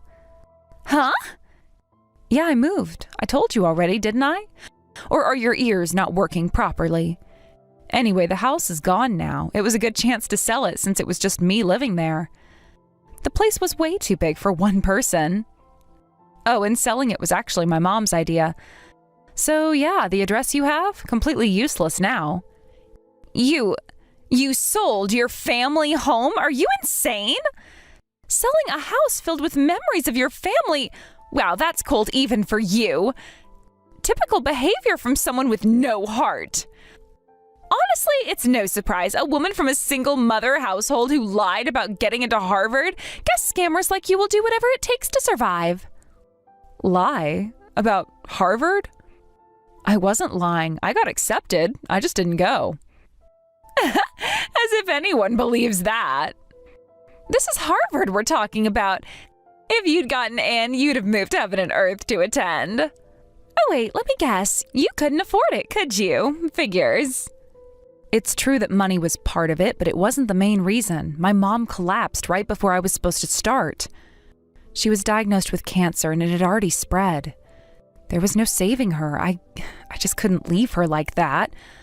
I wanted to be by her side until the very end. Wait, what? Even someone like me has a heart, believe it or not. Yes, I grew up in a single mother household, and sure, life isn't easy. But my dad left us an inheritance, and my mom worked tirelessly to make sure we had everything we needed. We weren't rich, but we weren't destitute either. Thanks to my grandparents, I even had a quiet place to study. You know I was always at the top of our class, right? Huh? Were you? I consistently ranked in the top 3 every single year. I earned my spot at Harvard fair and square, and I was planning to attend with scholarships and grants. But then my mom's health took a turn for the worse. The doctors told us the cancer had metastasized and there was no hope for recovery. You remember how my dad passed away, right? He had a sudden illness and I didn't make it in time to say goodbye. I didn't want that to happen again. So I made the choice to decline my acceptance and stay by her side. It wasn't an easy decision, but it was the right one. That's...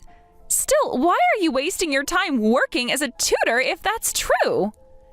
At first, I was just a regular teacher at a cram school. But then Blake's father heard about my Harvard acceptance and approached me. He insisted I tutor his son. That's how I ended up here. So no, I never lied about anything, not that it's any of your business. Honestly, aren't you in the least bit ashamed criticizing me when you have no leg to stand on? Excuse me? Sure, being from a single-parent household has its challenges, but that doesn't give anyone the right to steal or belittle others.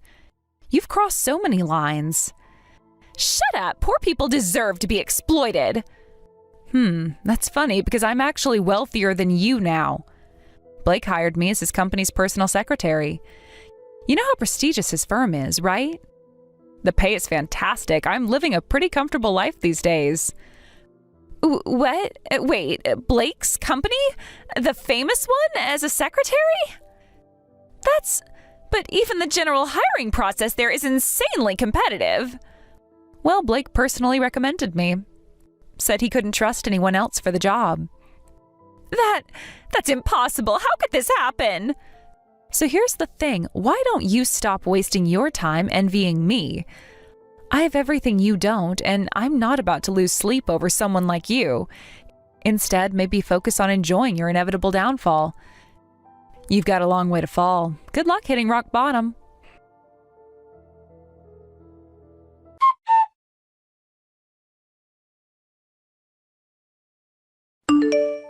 Please make it a settlement. If this continues, things will get really bad for me. Wow, this is incredible. There are far more victims than I expected. It's more than double, isn't it? But tell me, doesn't it seem a little pathetic begging for your life after you've mocked me so much? If this keeps going like this, I am going to be a full-fledged criminal and my life will be over. I'll beg and flatter you to survive if I have to. Please just forgive me. We were classmates after all, right? Sorry, but I can't forgive you for betraying him. What? Blake, to me, is like a younger brother. That's why I went to the wedding. I was prepared to be insulted, all for the hope that you would reconsider the marriage. But who could have known? I'd hear rumors during the ceremony that you were cheating. I didn't want to believe it, so I looked into it, and it turns out you had multiple affairs. You were involved with some sugar daddies too, right? One of them I remember hearing about. I made sure to tell Blake. It seems you were lying to those sugar daddies as well. Now you'll be arrested, forced to pay alimony, settlement money, and damages. It's truly a shame. Enjoy your life filled with debt and extreme poverty. Please help me. I'll do anything, even bow down to you. I won't be able to survive otherwise. Get arrested and let your life be over. Goodbye. No!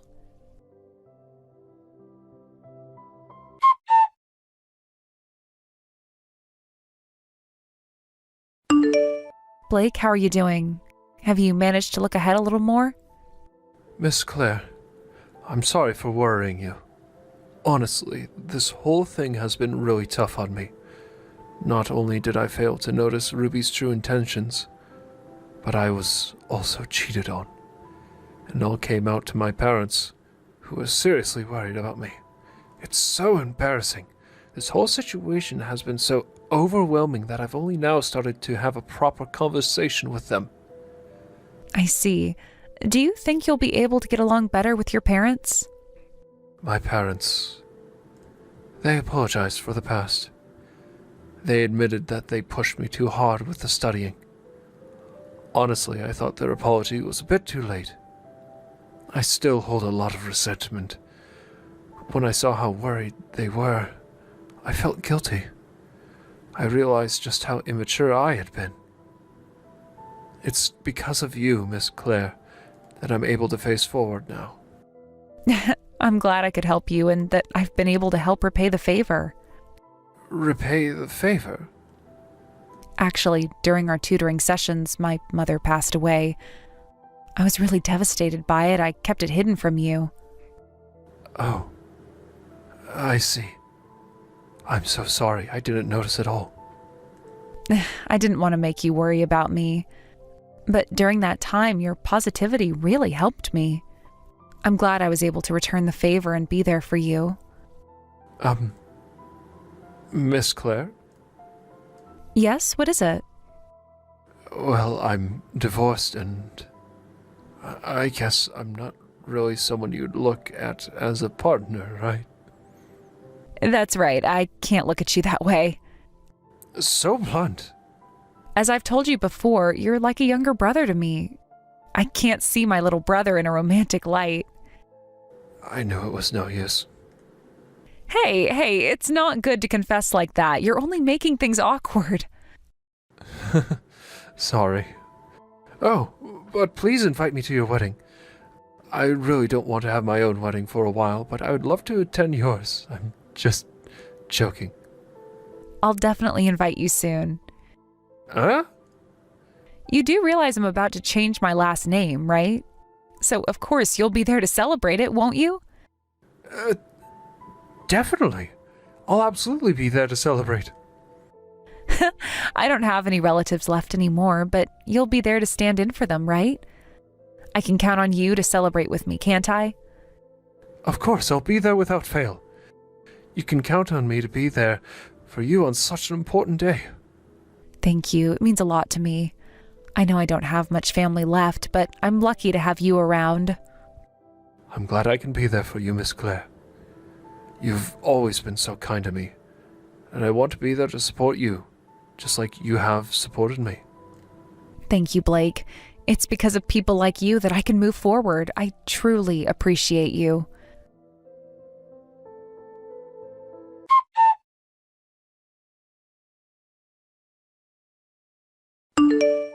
Ruby was arrested for theft. It seems that in addition to the theft charges, she had also been involved in burglary. Several victims had already filed police reports against her, and her personal situation was even worse than it appeared on the surface. She was tangled up in an overwhelming amount of debt, including alimony payments following her divorce, compensation fees she had been ordered to pay, and a mountain of loans she had taken out to cover her daily expenses. In a cruel twist of fate, she found herself caught in a vicious cycle of financial despair. It was as if her entire life had come crashing down, and all of her hopes and dreams had evaporated in an instant. To understand the gravity of Ruby's situation, one must look at the journey that led to her downfall. From the outside, Ruby seemed like a regular person, someone who lived a modest life and kept to herself. She had a steady job and managed to maintain a facade of normalcy. However, behind closed doors, her life was far from stable. Her financial situation had been deteriorating for quite some time, and the pressure was slowly crushing her. Ruby's criminal activities had been a desperate attempt to cover up for her financial struggles. The burglaries had been going on for months, possibly even years, without anyone noticing. She targeted homes in the neighborhood, breaking in under the cover of night and taking whatever she could find. It wasn't just the material possessions she was after. It seemed like she was also trying to take something intangible, something that would give her a fleeting sense of control over her life. She may have hoped that by stealing those items, she could somehow fix the mess she had made in her financial world. But the truth was that each theft only dug her deeper into a hole. The police had been investigating a series of home burglaries in the area, but they hadn't been able to track down the culprit. That is, until the reports started to pile up.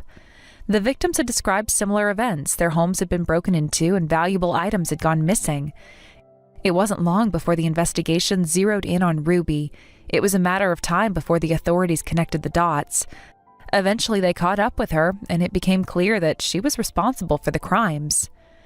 But Ruby's troubles didn't end with the theft charges. It was discovered that her financial troubles were far worse than anyone had anticipated. Not only had she been struggling to manage her money, but she had been avoiding her responsibilities for years. She had borrowed money from various sources, taking out loans to make ends meet. These loans quickly grew out of control, and Ruby had no idea how to handle the mounting debt. In addition to her personal debts, Ruby had also been facing the harsh reality of her divorce. Her marriage had been on the rocks for a long time before it ended. Her husband had grown tired of her financial mismanagement and her inability to address the mounting issues in their relationship. When they parted ways, it was clear that Ruby had very little to show for the years they had spent together. In fact, she was left with nothing but a large spousal support payment she couldn't afford. The divorce had been particularly bitter, and Ruby found herself caught up in the emotional fallout of the separation. While her ex-husband moved on with his life, Ruby was left to deal with the aftermath. The spousal support she had been ordered to pay was astronomical, and it only added to the financial burden she was already carrying. Every month she struggled to scrape together enough money to meet her obligations. But no matter how hard she tried, she couldn't keep up with the payments. The compensation fees Ruby was also required to pay were another crushing weight on her shoulders. These were the result of various legal battles she had lost over the years. Whether it was for damages she had caused or for other legal matters, Ruby was left to deal with the consequences of her actions. These fees were just another reminder of how far her life had fallen, and they only contributed to her growing sense of hopelessness. As Ruby's debts continued to pile up, she found herself trapped. She was unable to keep up with the demands of her creditors, and every day felt like a struggle for survival. It wasn't just the financial strain that weighed on her, it was the emotional toll that came with it. Ruby was isolated, her social life had been all but destroyed, and she had little to no support from friends or family. She had pushed people away over the years, and now she was paying the price for it. The thefts were the last straw. They were the culmination of years of bad decisions, poor planning, and neglect. Ruby had reached the point of no return, and when the police arrived to arrest her, it felt like the end of the line. Her life as she knew it was over. She had no job to return to, no home to go back to, and no real future to look forward to. Her arrest marked the final chapter in a tragic story of financial mismanagement, criminal activity, and personal failure. The news of Ruby's arrest sent shockwaves through her community. People who had known her for years were stunned. Many couldn't believe that someone they had once trusted could fall so far. They had no idea that Ruby was living a double life, one filled with secrets, lies, and despair. Some people felt sympathy for her, understanding that her actions were the result of years of pent-up pressure and stress. Others, however, were angry. They had been victims of her crimes and they felt betrayed by her. In the end, Ruby's story was one of tragic consequence. Her arrest and subsequent downfall served as a harsh reminder that no matter how carefully someone tries to hide their problems, they will eventually catch up with them. Ruby had spent years trying to outrun her mistakes, but in the end, she couldn't escape the inevitable. Her life, once filled with hope and potential, had been reduced to a series of poor decisions, stolen moments, and irreversible mistakes.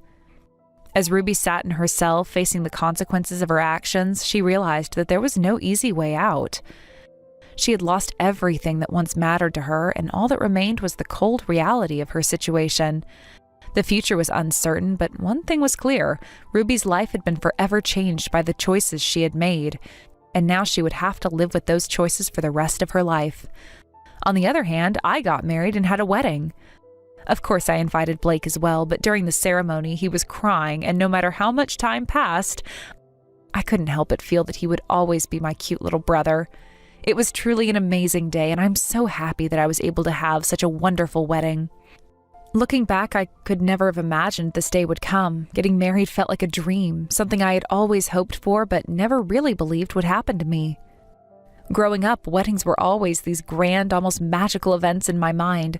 They were about love, promises, and new beginnings, but now, standing in front of everyone, in the middle of my own ceremony, it felt completely surreal. It was hard to believe that it was actually happening. The excitement in the air was palpable, and everything felt perfect. My dress, the decorations, the atmosphere, and of course, the people around me. I had always imagined this moment with a sense of anticipation, but it turned out to be even more beautiful than I had ever envisioned. There were flowers everywhere, smiles on everyone's faces, and laughter filling the air.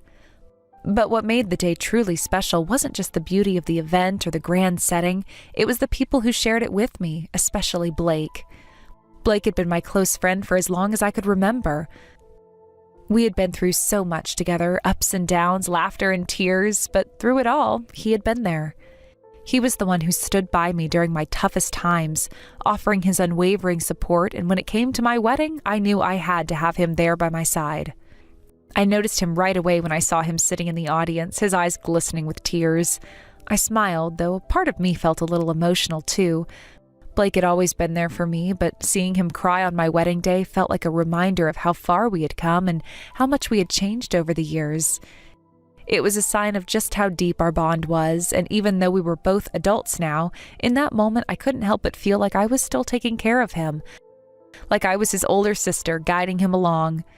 It was funny in a way. Here I was, a grown woman, about to begin a new chapter of my life with the man I loved, and yet Blake was still the same adorable little brother to me. Time had passed, and we had both grown and changed in so many ways, but that bond we shared had remained constant. He would always be the person I could rely on, the person who would always be there to support me, no matter where life took us. I watched him carefully as the ceremony continued. He wiped his eyes, trying to hide his tears, but I could see them. It was both heartwarming and bittersweet. Blake wasn't just my friend, he was family. He had always been there for me, even when I didn't realize I needed him. I could see the pride in his eyes as he watched me step into this new phase of my life, and it made me feel incredibly grateful. It was as though he was proud of me, proud of the woman I had become and the journey I was about to take with my new husband. The wedding ceremony went by in a blur, but as it all came together, I realized how fortunate I was to be surrounded by so many people who cared about me. To have found the love of my life and to have someone like Blake by my side, how could I not feel overwhelmed with joy? I could hear the vows being exchanged. I see the smiles of my friends and family and feel the love in the air. It was one of these moments in life where everything just felt right, when you knew that everything was falling into place. And Blake, despite his tears, was a big part of that. He wasn't just a guest at the wedding, he was an essential part of my story. His presence there meant the world to me. I couldn't imagine celebrating such a momentous occasion without him. As the ceremony ended and everyone moved to the reception, I made sure to find him and thank him. I wanted him to know just how much his support meant to me and how much his friendship had helped shape the person I had become. Looking at Blake, I couldn't help but think about the future. Even though this was my wedding day, it felt like a new beginning for us all. As we celebrated, I realized that no matter where life would take me, I would always have the memories of this day and the people who made it special. Blake would always be there, a constant in my life, someone I could turn to no matter what came next. The thought brought me peace, knowing that even as I entered this new chapter with my husband, Blake would still be an important part of my life.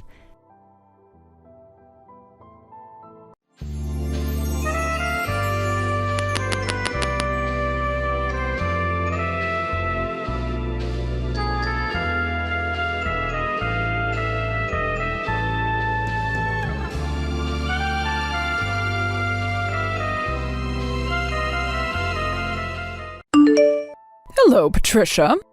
Thank you again for coming all the way over here to come and spend some time with my family as we all get to know you. And the fact that you're even willing and able to cook is just the most amazing thing for everyone here. We're all oh so looking forward to what you'll have ready for us by the time lunch starts. And thank you as well, Ashley. It was so kind of you to invite me out here to finally come and see the parents of the young woman my son is so very in love with. I've also been having a very fun time with you cooking all these dishes, and I hope you all really do look forward to eating what I've made for you all today. Actually, I really am thankful that you let me help cook this time. It's helped me calm my nerves a little bit, considering that this is my first time being over at your guys' house and first time seeing you in person. Yes, no worries. I had to make sure you could cook since you come from a moneyless family.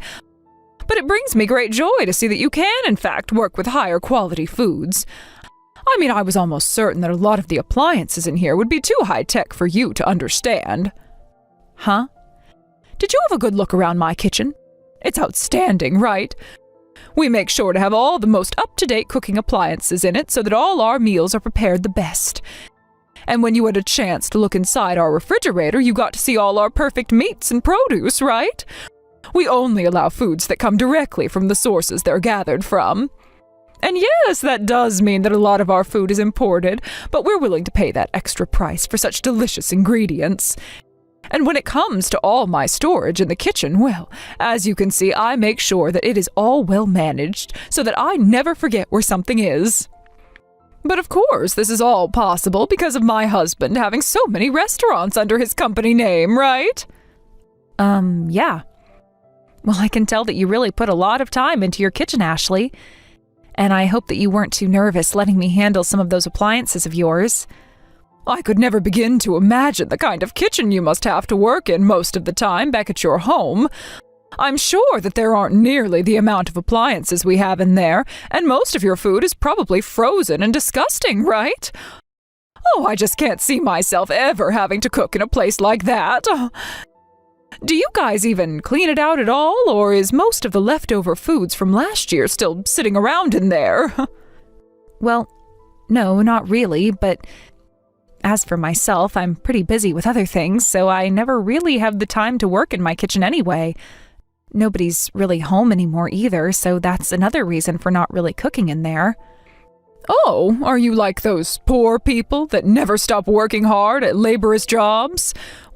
Well, that must be so tiring for you indeed. I guess that means you force yourself and your son to eat out all the time then. Fast food? That must be so hard on your guys' health, right? Unlike you all, my family never really has to work hard, so I'm not really able to understand what you guys have to go through. Well, anyway, before everything we've made up today starts to get cold, let's bring it out to the dining table and get to eating. I'm sure that even Dave and Amy's stomachs are beginning to hurt as we speak. Good point. But listen, I just had a quick glance at the food you ended up cooking for today. Have you made sure to measure the amount of salt you put into this dish properly? The amount of salt in it? It seems that you put quite the emphasis on salt in your dish, using things like soy sauce in it as well as table salt. Are you sure that this dish isn't too salty? Well, of course I didn't use a huge amount in that dish. Please excuse me, but I added the appropriate amounts of salt that I thought was needed as I went along making that dish. Huh. Well, if you hadn't measured the amount of sodium properly in your dish, then what would happen to you if perhaps my husband or daughter's health went downhill due to your dish?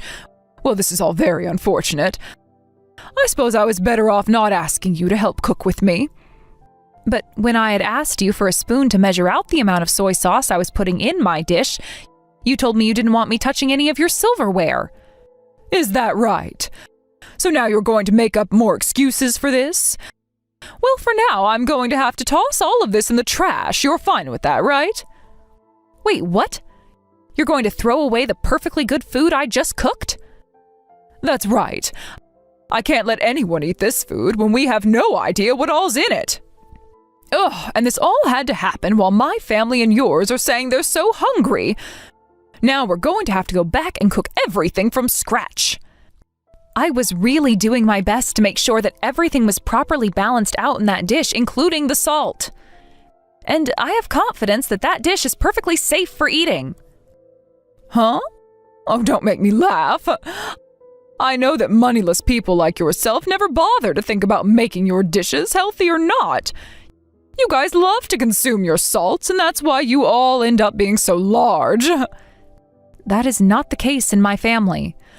Go and throw all that food out for me, please. That should be all right with you, right? Oh, perhaps we should go out to eat instead today. I'm going to bring the car out for everyone, so you follow behind us, okay? Huh? You're okay with me coming along with you all as well? Well, you did come today to talk with my family about the marriage of your son and my daughter that's coming up really soon, right? And so far, we all haven't really had the time to talk with you and get to know you more. So when we get to the restaurant, we can all sit down and have plenty of time to talk to one another. Understood.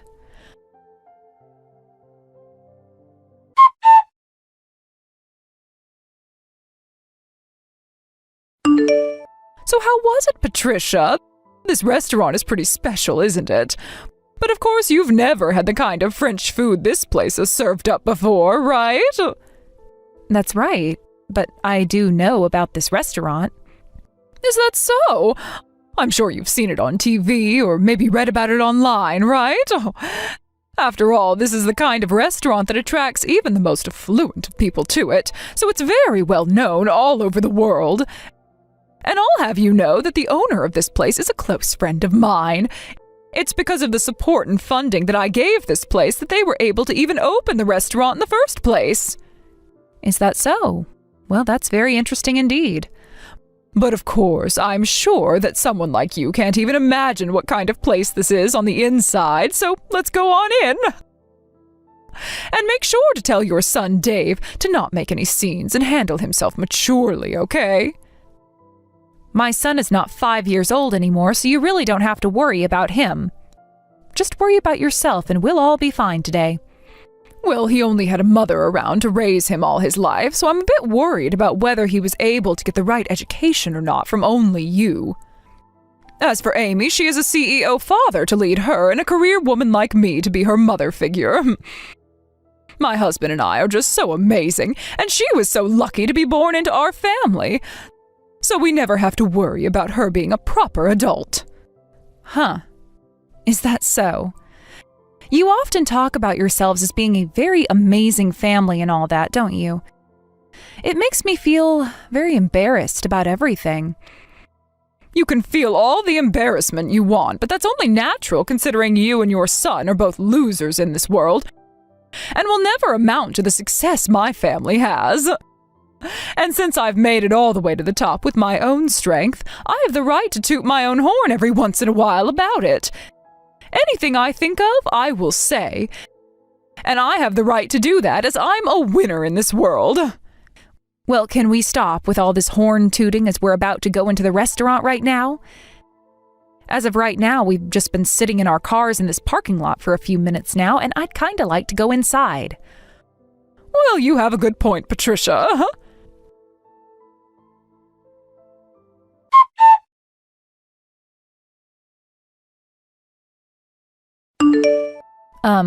Ashley? Why am I only being served mashed potatoes right now while the rest of you get to have actual course-based meals? Well, that's because to a poor person like you, all you need is mashed potatoes, right? Hold on. How much longer are you going to come at me like that? Your jokes are getting a bit stale now, so please just treat me as your equal, okay? We're not in middle school anymore either, so let's just be adults about all this and enjoy the time we get to spend with our kids today. Huh? Why are you trying to talk to me like you know better when you can't even afford this year's model of cars? Oh, I could laugh so hard at this right now. Are you trying your hardest right now to make yourself look better in front of me? It's because of us wealthy people that the poor like you are able to live at all in this world, so please be more kind to me and my family and maybe say thank you more often. Is that so? By the way, where are you right now? Right now I'm outside having myself a cigarette. Is there something wrong? You're smoking a cigarette? If I remember correctly, this restaurant doesn't allow smoking on the premises, and that means outside as well. I am an investor in this restaurant, so I have the right to smoke whenever I please. My goodness, you're trying so hard to find a way to take me down off my high horse, and it's just so adorable. That isn't what I'm trying to do at all right now, actually. What's wrong, Patricia? Just a few minutes ago, you started to act like a tough little girl in front of me. You don't have to worry about your appearance in front of me and my family, as we already know the kind of filth you really are. So let's just enjoy our time together, and please enjoy this fine restaurant, as you'll probably never be able to eat here again. Right? You really like talking down to me like that. Today is a very special day for our kids, so let's just enjoy this lovely French food, all right? Well, I suppose the rest of us will, while the poor get to enjoy that huge plate of mashed potatoes.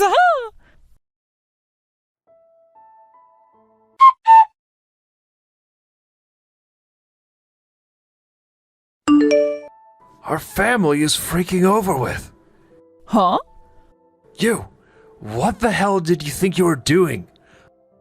I had a feeling that something was wrong when Patricia only received a plate of mashed potatoes unlike the rest of us who were getting served a full course. But then I realized that you were the one that ordered all those potatoes for her. Well, why are you getting upset with me? I was just doing all of that as a sort of joke is all. Why are you trying to joke around with her like that? That's not even a joke to most people like her, but rather you trying to offend her. I'm sorry, Dakota. But really, why are you getting so upset over something as small as that? We are all leagues above someone like her and Dave, so what I've done isn't a problem for us at all. You think that our family is leagues above hers? What the actual hell are you going on about? Well, I'm correct, right? Our family happens to have way more money than that single mother and her childish son have. And it's our family's money that helps keep moneyless freaks like them alive in the first place, right? I'm so over you right now that I can't even let out a single sigh. That way of thinking is already more than a problem for you. But if you really want to talk about who's above the other here, it's her. Her and her family are leagues above us. Huh? Why's that? Why's that? Do you really not know who the hell she is? Right now, Patricia is the #1 supporter of my company, and has been for a very, very long time. Huh? Are you sure about that? I never heard a thing about that from someone like you or anyone else. I know for a fact that I've spoken with you before about how Patricia has put a lot of money into my company. But I guess you never listened to what I said to you at all back then. And before we even begin to talk more about what she's done for my company, we need to talk about how you've been treating her. It doesn't even matter if she's considered below or above us. The way you've been trying to offend her is not okay. When you say that she's given a lot to your company, what do you mean? Like myself, she works within the food service business as well as I, and we are both considered top of our classes in this industry. And when she learned about how I was starting all sorts of businesses in fine dining across the US, she began to invest in my company, making sure that I was able to get as many restaurants going as possible. Huh? And not only has she been investing in my company, but she herself owns plenty of restaurants, ranging from places that specialize in burgers to places that do sushi. She has really been doing it all in this industry and has made sure that my company does just as well as hers with her support. I can't even raise a finger to her because of how much she's given me. And now you've started to pick on her? What the hell is wrong with you? But nobody ever told me anything about this, so I had no clue she had that kind of power. I guess I may have heard something like this from you, but I never imagined that the person you were talking about was her. All right, I'm going to come back in there right now and have the waiter take back her order and get her a course meal as well. I've already made sure to order her a proper course here, so you don't have to come back in here. Actually, I'm not going to allow you back in here. You go right back home from here, all right? Why should I have to go home? Aren't you being a jackass right now? Are you freaking kidding me right now? You just tried to hurt one of the most important people to this family. So having you come back and acting as though nothing ever happened will only make things worse for us. I'm not going to allow you to offend her any more than you already have. I'm trying to think of the future of my company now, so go away. Understood. But how am I supposed to get home all by myself? I can't drive a car or anything like that. You know that, right? Take a bus or a taxi or anything to get you out of the vicinity of this restaurant. Are you really that brainless that you can't even fend for yourself out there? All right then.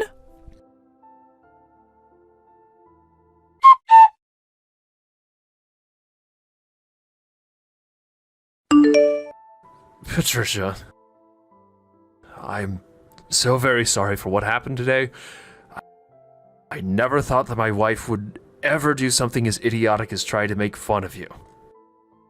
No, don't worry about it, Dakota.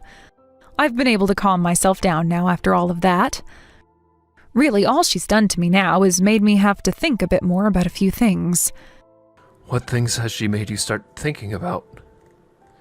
Well, about my marriage life and about what I do for a living. Wait, you don't have to think about all of that because of her.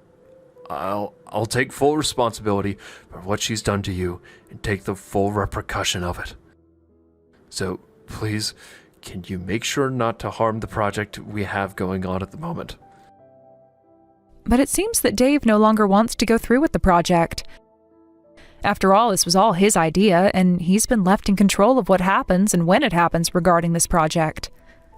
I've only stood by his side as an investor to him, and so that new burger restaurant you both are working on falls on his shoulders, depending on what he decides to do with it now.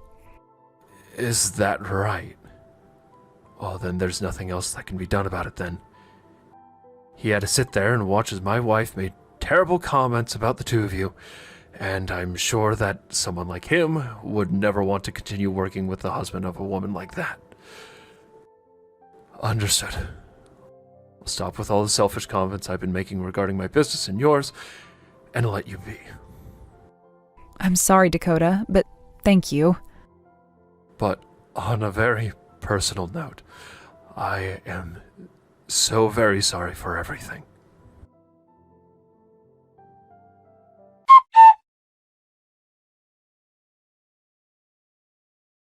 What is this about you wanting to get a divorce soon? I am not going to allow you to get a divorce from me. I've had enough of your childish crap, Ashley. And the fact that you might be putting my own money at risk now?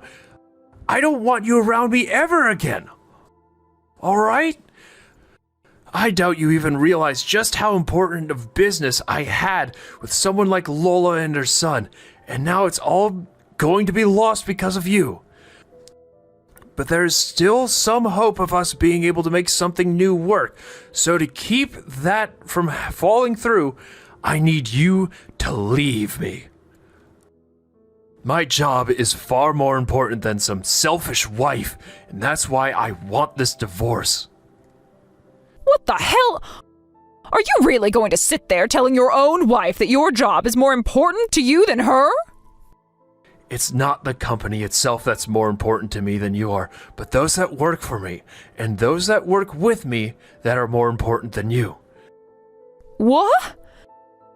I am the CEO of a very large company, and I am the one held responsible for all my employees and customers. And recently, I began a very important project with both Dave and a few other very important customers. And if that project really does fall flat, then I'm going to be the one getting screwed, not you. So I need to do whatever I can to make things right again with Dave, and that means getting rid of you. So that's your reasoning for wanting to divorce me? That's exactly right. I'm sure that a long time ago you viewed me as your husband, but all I see from you now is using me as your ATM and your status keeper. So divorcing and cutting ties with you might just help you realize that what you're losing is more than just your money. So you're just going to throw me away just so I can see that I'm losing my husband? Well, if you do that, I'm going to make you regret throwing a woman like me away. These past few years, as my company grew and we gained more wealth, I've noticed that your head was getting too big for your body. And after a while, I really started to get tired of hearing you brag about yourself nonstop to everyone we met. I was able to just go on with my life ignoring what you were saying and doing, but today you crossed the line. What you did to Patricia's cooking by throwing it away after saying it wasn't good enough. Well, come on. It's not my fault that she's so bad at cooking that she could cause you or Amy harm. She's so bad at cooking? Do you have any clue what you're talking about right now? That woman used to run a restaurant of her own with 2 Michelin stars. Huh? But as of now, she no longer runs that restaurant because she's busy operating about 100 others through her company. Patricia is a very amazing woman, and her success speaks far louder than whatever lousy cooking you think you can make. To think that you went and threw her food away like that. I was looking forward to trying it all out. Well, I never knew that. If you would have told me sooner, none of this would ever be happening. I've had enough. You've done far too much talking today. You really think I want to live with a woman like you after all the horrible things you've done? I want you out of the house by the end of the night. Understood? Wait, Dakota.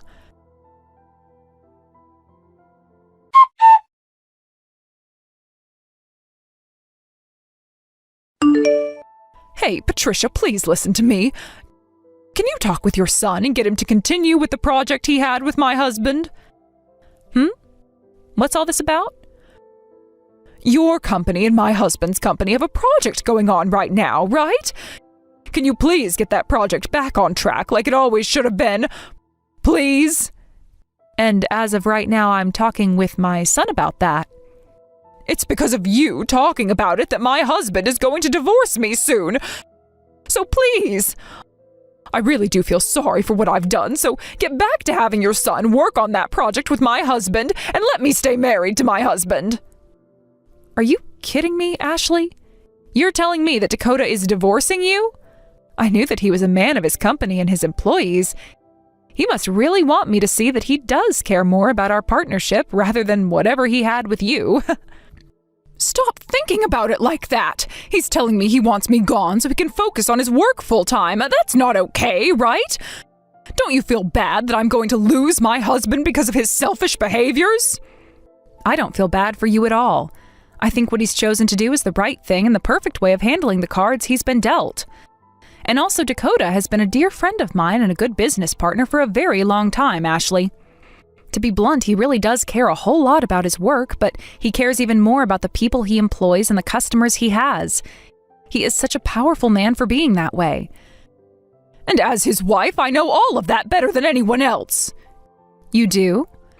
Well, I guess you know about everything besides who his biggest supporter is and what project he's in the middle of working on, right? And when it comes to those two things, I happen to just forget about them. Now go call my husband and tell him that you will get your son to continue the project, and then have him cancel the divorce. Are you sure you feel sorry about what you did to me? Because this all seems like anything but you feeling sorry about what you did to me. I have no idea what's made you think you deserve everything in this world at the cost of others. Well, it's because you don't know the first thing about higher class people like me. Oh, I do understand people like you, though. Now I'm going to call Dakota and let him know what both my son and I have been thinking about that project for you. Huh? Really? Yes, really. And this is all going to be about your divorce from him, okay? Huh? I'll make sure that he will no longer have to worry about a thing and can get right back to focusing on his company and his customers. I think Dave will be fine with all of this as well. Hold on a moment. Why are you trying to bully me now? If I have to leave my husband for good, I'll seriously be on my own in this world without anyone to help me. Even Amy is telling me that she'll never speak to me again after the divorce. I am not going to forget about how you sat there in front of my own son making fun of the person I am. I worked so dang hard to raise my son into the man he is today and had to sacrifice a lot to get him there. As a single parent, I had to balance work and parenting to make sure both needs were met. And hearing from you that I failed to raise him properly and have a proper job, I am not going to let you get away with crap like that around me. You witch! You think you're all that now that my husband is against me? I'll have you know, Lola, that I have plenty of other connections. I told you about how I'm the one that is invested into that French restaurant we went to earlier, right? Even if you try to make me suffer for you being such an emotional witch, I am going to keep on living as the winner. How does that make you feel, knowing I'll never lose? I bet it stings, right? Right, I almost forgot to say this. You have been banned from ever entering that restaurant again, so go ahead and toot that horn of yours some more. Huh? I've been banned from there? What the hell do you think you're talking about? Tell me, what's their reason for having me banned from going into their restaurant? Well, you proceeded to smoke on the premises of that restaurant, and it caused a bother for a lot of the customers coming in and out of there. And this isn't your first time doing that either, so this was the final straw. Huh. Who do they think they are, banning an investor like me from going inside their restaurant? You can pretty much call me the owner of that place, and I say that I'm allowed to do whatever I want there. Well, if you'd like to know who the real owner of that place is, it's me. Huh? Recently, I had been hearing about how there was someone saying they were a huge investor for my restaurant and that they'd use that to get whatever they wanted from there. And lo and behold, that person turned out to be you, of all people. I was shocked when you told me that to my face. You have to be lying, but because I am. I don't ever remember getting any kind of money from you that you wanted invested into my restaurant. That's right. You happen to have a couple of other friends that run high-end restaurants around the city, right? Well, I'd like you to go ahead and tell me what restaurants those are. No. Tell me, please.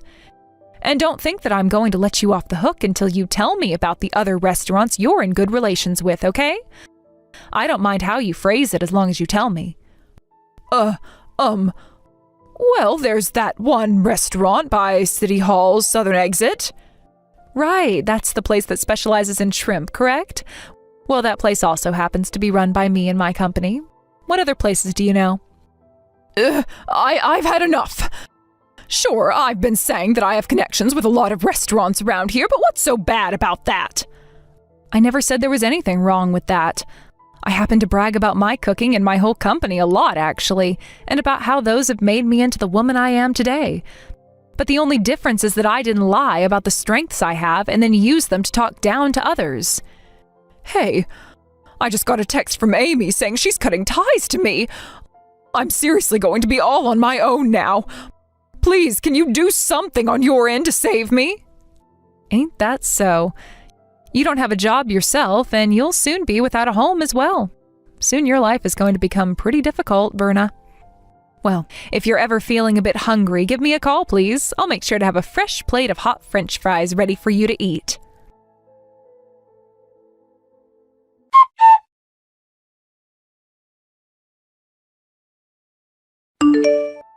As for her daughter, Amy, well, the situation between them became increasingly strained over time. Amy eventually made the difficult decision to cut all ties with her mother.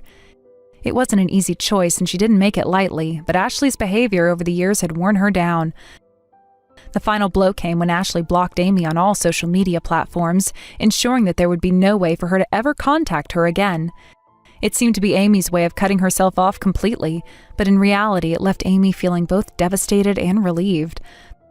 The relief came from knowing that, at least for the time being, she would no longer have to carry the burden of her mother's self-centered attitude. With no family or reliable support system to turn to, Amy found herself stranded in the city, trying desperately to find any connections that might still be willing to lend a helping hand. But it wasn't as if Ashley had many people in her corner. Over the years, she had cultivated a reputation as someone who would brag about her life at every opportunity. Her constant boasting about the luxuries she was able to enjoy, often in the most tactless of ways, had alienated most of the people she knew. So when Ashley came knocking, hoping to find a friend who might help her out of her current predicament, she was met with cold indifference. No one wanted to offer her anything. No one even seemed to care anymore. After all, it's hard to sympathize with someone who had time and time again made others feel small by putting on a facade of superiority. The inevitable happened when Ashley's once privileged life came crashing down around her.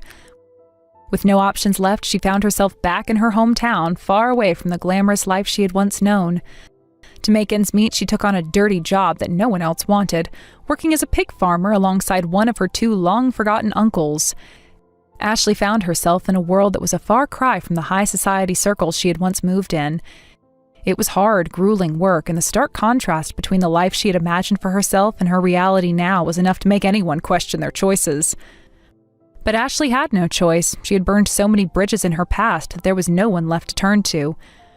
Her pride would not let her beg for help, and perhaps, deep down, she knew she didn't deserve it.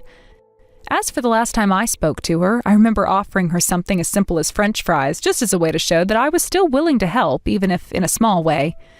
It wasn't about the fries, of course. It was about offering some of the kindness in a world that had become so cruel to her. But despite my offer, she never reached out again. I'm not sure whether it was her pride or fear that kept her from contacting me, but I suspect it was a combination of both. Maybe she was too proud to ask for something so trivial, or maybe she was simply too ashamed to face the reality of what her life had become. Either way, she never took me up on the offer. It almost became a joke to me. A reminder of how someone could fall so far, yet still hold on to the remnants of their pride. I couldn't help but laugh at the absurdity of it all. Meanwhile, things on my own life were moving forward in a way I never thought possible. Dave and Amy were able to have the wedding they had always dreamed of. It wasn't perfect, nothing ever really is, but it was filled with love, joy, and the kind of happiness that only comes when two people genuinely care about each other. The wedding was a beautiful event, with friends and family coming together to celebrate their love and the future they planned to build together. Amy, despite everything, looked radiant on her special day. Dave, who had been through so much with his own family drama, was equally happy to see his sister finally finding peace in her personal life. Since the wedding, Dave and Amy had settled into a new chapter of their lives, living together in a luxurious penthouse downtown. It was a far cry from the uncertainty they had both experienced in the past, and they were both looking forward to the future with excitement. They had plans to start their own family soon, and their shared dream of creating a stable and loving home was something that brought them closer together every day.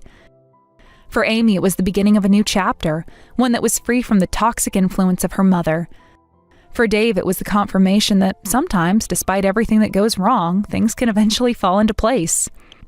As for the project that Dave had been leading at my company, it was finally back on track after a long and challenging period of uncertainty. When Dakota had come on board to help with the project, it seemed as though everything would fall into place, but the personal drama between him and Ashley had threatened to derail everything. I could tell that Dakota had been distracted, emotionally drained from dealing with her antics, and it was clear that it had taken a toll on his professional life. But once Ashley was out of the picture, Dakota seemed to find a renewed sense of purpose. His passion for his work reignited and his enthusiasm became contagious once again. He dove into the project with energy and focus, and it wasn't long before things began to move forward in a way we hadn't seen in months. It was as if a weight had been lifted off his shoulders. The Dakota I had been seeing for the past few years, the one weighed down by Ashley's selfishness and manipulation, was gone. In his place was someone who was excited about his job, his life, and the future. And it wasn't just about the project anymore, it was about Dakota rediscovering his own happiness. He had finally freed himself from the chains that had bound him for so long, and it was clear that he was in a better place mentally, emotionally, and professionally. Looking back, it was hard not to feel a little bit of satisfaction in knowing that things were finally going well for everyone who truly mattered. While Ashley continued to wallow in the mess of her own making, the people who had worked hard to build meaningful, positive relationships were thriving. Sometimes life has a way of sorting itself out, even if it takes longer than expected.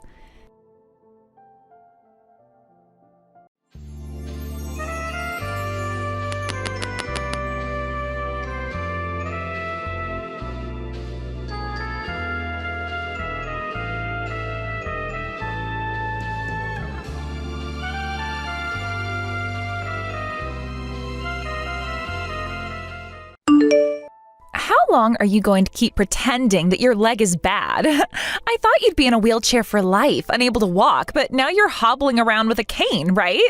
It's obvious that you can walk just fine now, isn't it? So how about you get up and actually start walking now? What? What are you talking about? I've been working really hard on my rehabilitation, and lately I've been seeing some real progress. I've gotten used to walking with a cane, and I'm making steady improvements. Who knows, maybe someday I'll be able to walk without it. Oh, please, you're not fooling anyone with that act. What? What do you mean, act? Come on, it's all just a performance to get sympathy from people so that you can live an easier life, right? You're just pretending to be all, look at me, I'm working so hard to live my life.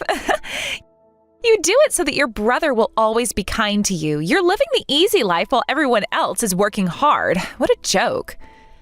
Abby, what happened to you? You've known me since middle school, right?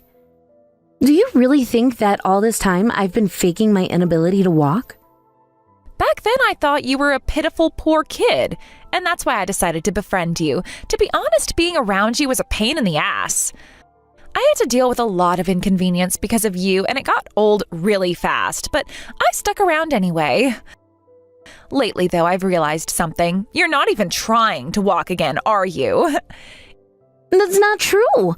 I've always wanted to walk on my own, and I've been pushing myself in rehab to get there. I hate being a burden to everyone around me. I feel awful every time I cause someone trouble. That's why I'm doing my best to get back on my feet as soon as possible. If that's the case, why isn't there any real progress? You've gotten used to the comfortable life where everyone pampers you because they feel sorry for you. You probably think you'll never be able to live like a normal person again, right? The world is just too kind to sad little cane users like you. That's not true. Sure, there are kind people out there, but there are also plenty of people who aren't. I don't take anyone's kindness for granted, nor do I think that people owe me anything. But living in a world built for able-bodied people comes with challenges.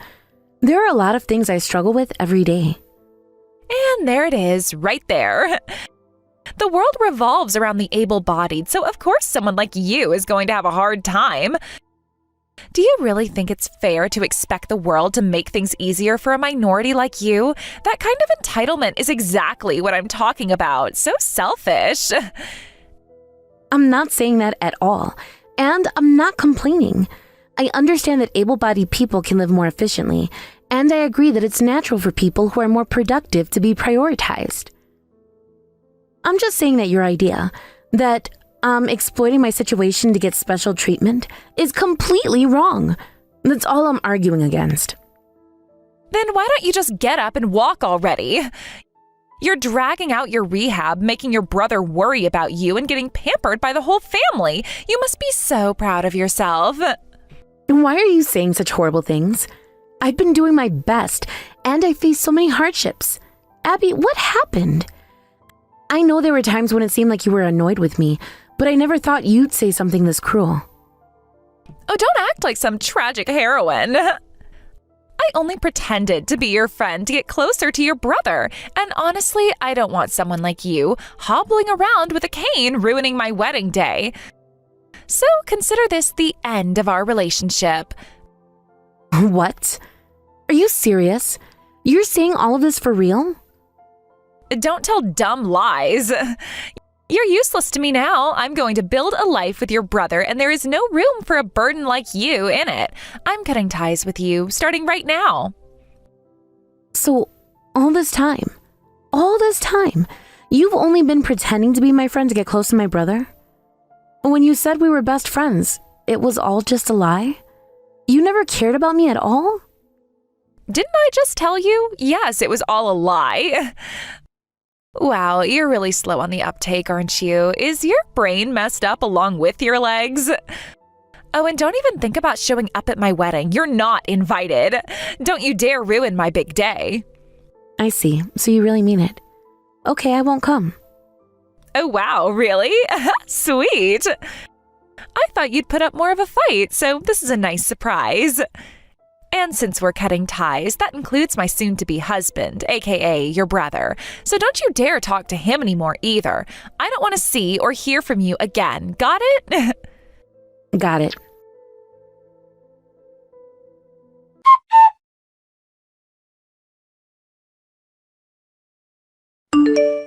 What the hell is going on? Why isn't anyone from your family here? There is literally no one from your side, no familiar faces in sight.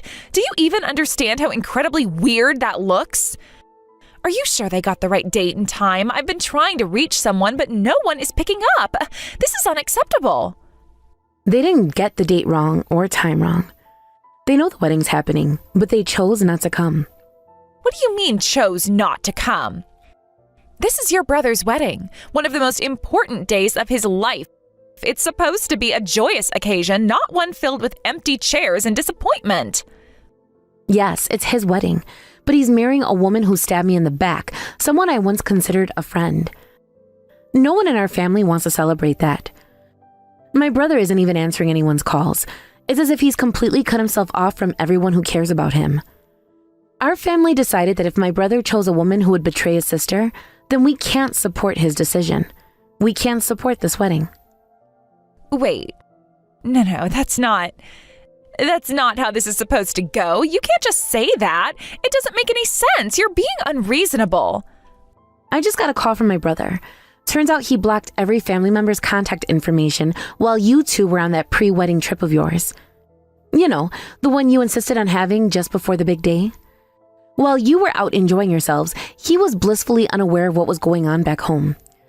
He made sure he wouldn't get any messages or calls from us. What were you thinking? Did you honestly believe that would solve anything?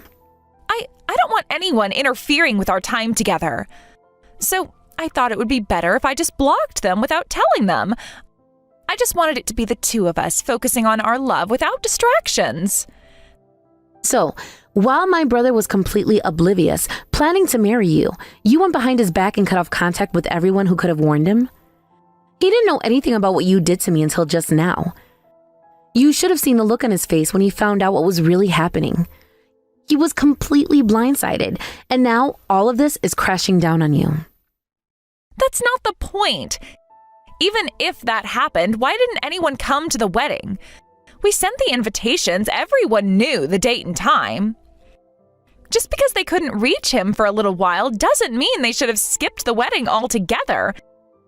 That's insane. They should be here to support their family. It's not just about not being able to reach him. After I told him how you treated me, how you pretended to be my friend, only to betray me and try to get close to my brother, everyone in the family started worrying about him. They didn't know what kind of influence you'd have on him, and when they saw that he wasn't answering, they feared the worst. Our entire family was terrified that you had already corrupted him, so they decided to make a stand by refusing to attend the wedding. That's absurd. We're getting married no matter what happens between you and me. You're the only one who's been cut off. Your family can still come to the wedding, so what the hell is this about? Why didn't they come? Why are you acting so self-righteous? I told you already, they don't want to be here. They see you for what you really are, a manipulative person who tried to use my brother against me. They don't want to celebrate a union between my brother and someone who spent all their time trying to undermine this family. It's pathetic, really. You're saying that just because you're not coming, no one else in your family showed up? It's not just about me. When they saw how you treated me, how you faked being my friend just to get closer to my brother, they realized they couldn't stand by and support that. They love my brother, sure, but they love him enough to not let him marry someone like you. They didn't show up because they couldn't, in good conscience, celebrate this marriage. They refused to endorse the person you are, the person who betrayed me. What the hell is this? So I was right all along. You've been coddled by your family your whole life. They treat you like a fragile little thing and you milk it for all it's worth. Everything I said about you is completely true. You are pathetic. You might think so. Maybe I've been supported and cared for by my family. Maybe they've looked out for me. But do you know why? It's because they know the kind of person I am. They trust me, they see my heart, and they saw the truth about you. And that's why you're standing here, wondering why no one from my family came. It's not about me, it's about you. Fine, if that's what it takes, just come to the wedding already. Bring the rest of your family with you and end this farce. Why would I come? Why would I want to celebrate the marriage of someone who betrayed me? You've made it clear that you don't want me there. You told me yourself that having me around with my cane, with my leg, would be embarrassing for you. Well, guess what? Now you get to deal with it. If you're so great at manipulating people, why don't you see it if you can convince the rest of my family to show up for you? Don't play games with me. Your family isn't here because of you. You caused this. Fix it. I didn't cause anything. I simply told the truth about what you did. The fact that your actions led to this, that's on you. You can't just twist things to your advantage and then blame someone else when it all falls apart. This is your mess. Own it. I don't have time for this. We're in the middle of our wedding. I can't deal with this nonsense right now. Just get your family to come. I've already told you I'm not coming. Go ahead, have your wedding. See how far that gets you. Your brother's furious. He's saying he might cancel the wedding altogether because of what I did. If this wedding doesn't happen, it'll ruin everything for me. All my plans, my future, everything. Well, if my brother is making that decision, then maybe he hasn't completely lost himself. Honestly, that's a relief. I was beginning to worry. At least he has some sense left in him. Fine, I get it. I made a mistake, but please, I'm begging you, come to the wedding. If you show up, maybe it'll change things. Maybe my family will see that everything is fine. No, I'm not coming.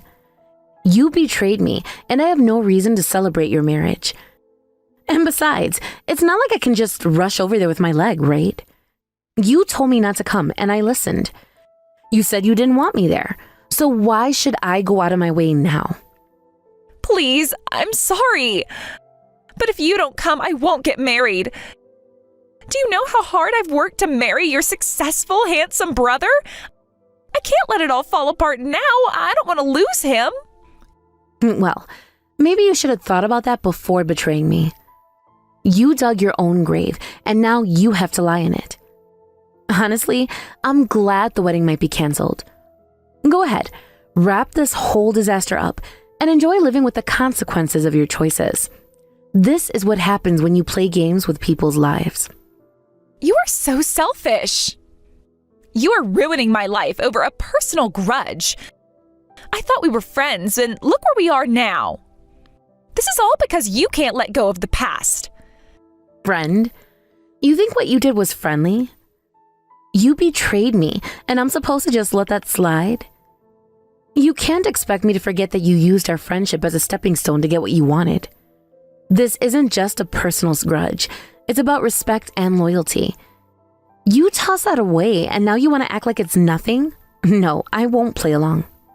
So what? You want me to just give up on my happiness? You think that's fair? You think that's right? How can you be so cruel? This isn't just about you anymore. This is about my future. Your future? You're right, this isn't just about me. You made choices, and those choices have consequences. You wanted my brother, but you didn't want to earn his love the right way. You thought you could manipulate him and cut me out of the picture. But you can't just expect everyone to roll over and accept your lies. I never wanted this. I just wanted to be happy with him, to have a family, to create a life we can both be proud of. Is that so wrong? Can't you understand that I love him? Why can't you just see that? You think love is just about wanting something? Real love is built on trust, honesty, and respect. You've shattered all of that. What you call love is nothing more than a selfish desire to have what you want without regard for others. You've shown your true colors today. I won't let you ruin this.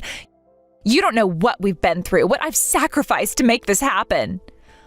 I won't let you take it away from me. I refuse to accept that I am losing everything over something that happened ages ago. Sacrificed? Please spare me. You didn't sacrifice anything. You took what you wanted and left destruction in your wake. You played the victim while you plotted against me, and now you expect sympathy?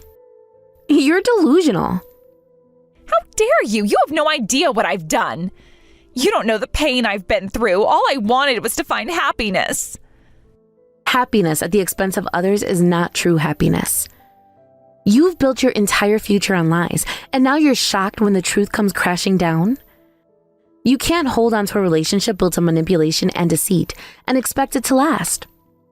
So what are you saying? I should just walk away, let everything I've worked for crumble to dust? If you want me to give up on my love for your brother because of a petty squabble, you're being ridiculous. Ridiculous? You call this ridiculous? You're the one who created this mess. You could have chosen a different path. You could have been honest with my brother and me from the start. But instead, you chose to betray me. And now, instead of taking responsibility, you want to throw a tantrum and blame everyone else. I can't believe this.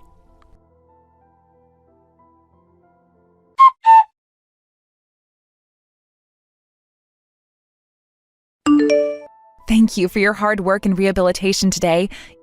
You've really done well, especially after everything that happened yesterday. It must have been difficult to push through. Thank you, Janice. I really appreciate your encouragement. I'm totally fine, though. Honestly, I feel worse for my brother. It's unfortunate that his wedding had to end up this way, but to be completely honest, I feel relieved that he won't be marrying someone like that woman. I mean, if he turned out to be someone awful, someone who dislikes me just like she does, I don't know how I would handle that. That's just not possible. Your brother's always been very supportive of you. He's gone out of his way to help with your rehabilitation, giving you rides to your sessions and being your biggest supporter through it all. He's always been in your corner. I know, and that's why I trusted him. But when I couldn't reach him, I started to feel a bit worried. I did hear that he and Abby planned a trip to a hot spring before the wedding, so I could sort of guess what was going on. But still, I was anxious about it. That sounds really tough. It's completely understandable to feel that way, but you know what? Now that I think about it, I always felt a little uneasy about that Abby person. There was something off about her that I couldn't quite put my finger on. Wait, really? What do you mean? What kind of uneasy feeling did you have? Well, remember that time your brother brought her around? I was chatting with him about your rehab progress and just some casual small talk as usual. I thought we were all getting along fine, but then Abby shot me this really intense glare that made me feel uncomfortable. She glared at you? That's so rude. What did you do when that happened? I just continued chatting, trying to ignore it and act as if everything was normal. I didn't want to cause any drama or make things awkward, especially since I was happy to see your brother being supportive. But while your brother was busy with you, Abby kicked something that was sitting on the ground. Then she leaned in and said something like, "If you make any more moves on my boyfriend, I won't hold back." She even implied that my struggles with my foot were my fault because I wasn't working hard enough to heal. It was so bizarre. Oh my gosh, are you serious? Why didn't you tell us about this earlier? I can't believe you had to deal with that. I was afraid that if I said anything weird, it might hurt your feelings or create tension between us. I didn't want to make you uncomfortable, especially since I knew how much your brother meant to you. She warned me to be prepared for the consequences if I said something that could hurt her. At that moment, I didn't fully understand what she meant. I figured it could mean emotional harm or physical harm, so I decided not to say anything. I never thought we would be getting married so soon. I was just trying to figure out how to tell you all about this, and then this whole situation unfolded. I can't believe that happened. That must have felt so intimidating. I wish you had told me sooner. I would have wanted to know how she was treating you. I feel like I share some of the blame for how this all turned out. I should have told you about my concerns with Abby. If I had just said something then, maybe it could have changed things. No, don't blame yourself. You're my best friend, and I introduced you to her because I thought it would be good for you both to know each other. I can see you were genuinely concerned for me, and I appreciate that. I'm sorry you got caught up in this mess. I understand that it's complicated, but it's also true that I feel relieved that your brother won't be marrying her. He deserves someone much better, someone who can really appreciate him for who he is. I just want him to be happy, and it seems like Abby isn't the right fit for him.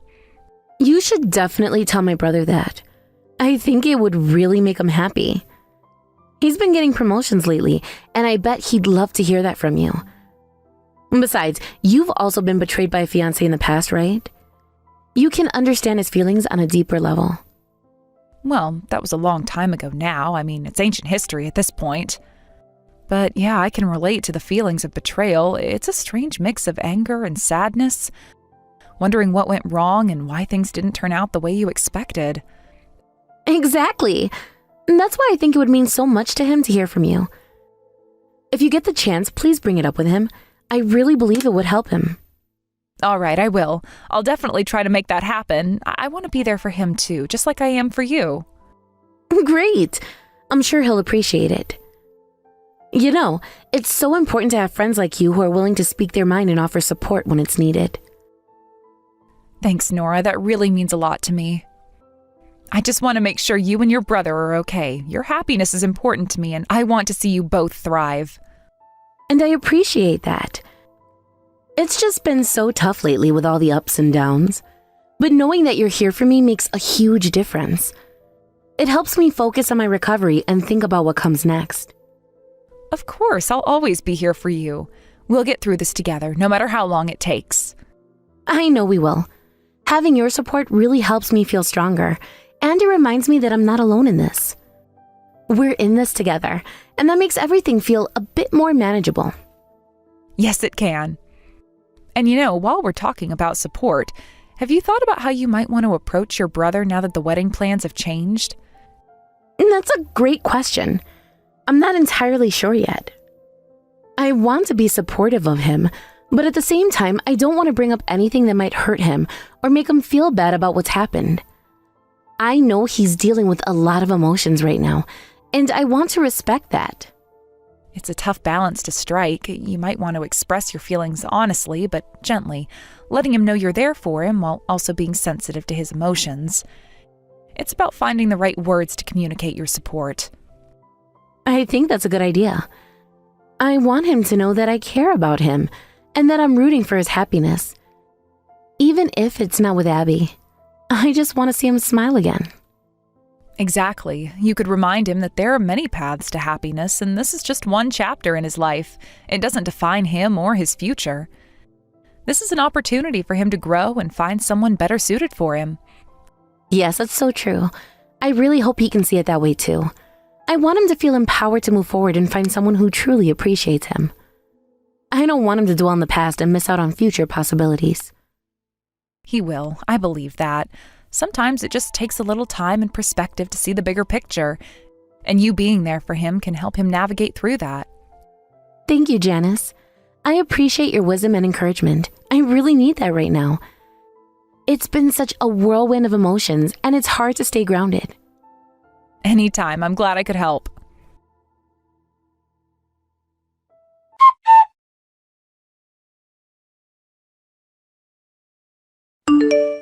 You really thought you could kick me and hurt me at my rehab facility?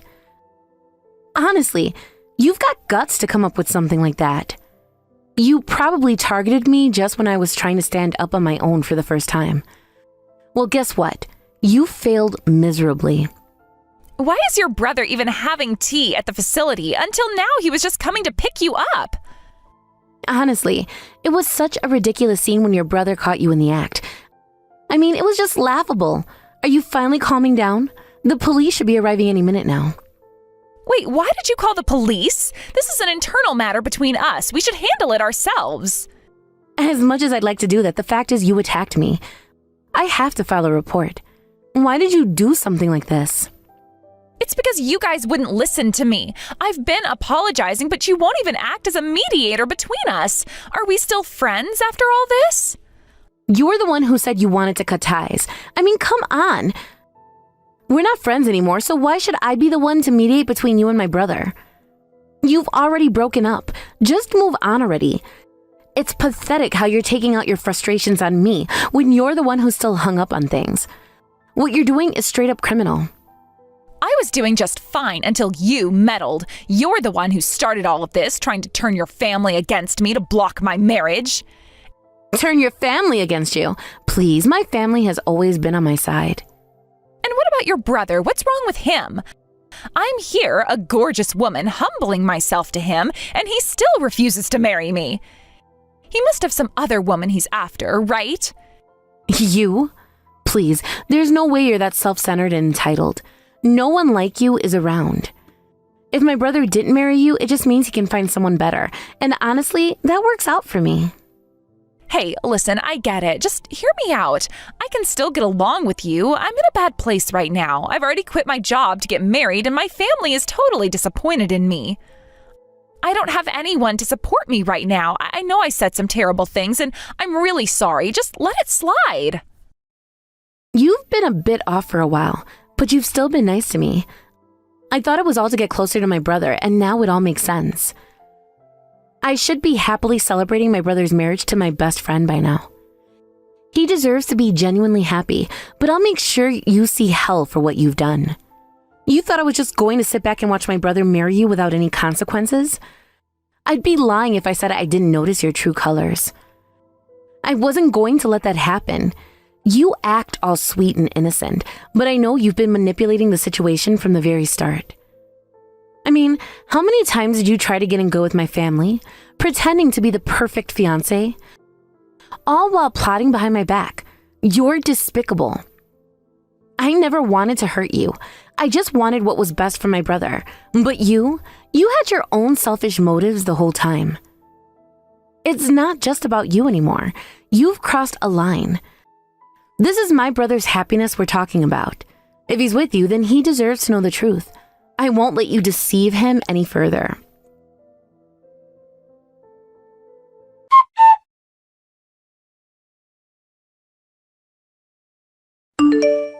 After the report from the rehabilitation facility, Abby was handed over to the police. It was a moment I had been anticipating for quite some time, but I didn't feel a sense of triumph or relief right away. It felt more like the final page of a long, difficult chapter of my life had been turned. For so long, Abby had been an unpredictable presence in my world. One moment sweet and begging for my help, and the next she was cold and distant, her behavior erratic and destructive. I had tried for years to make things right, to heal the wounds, and to fix what had been broken.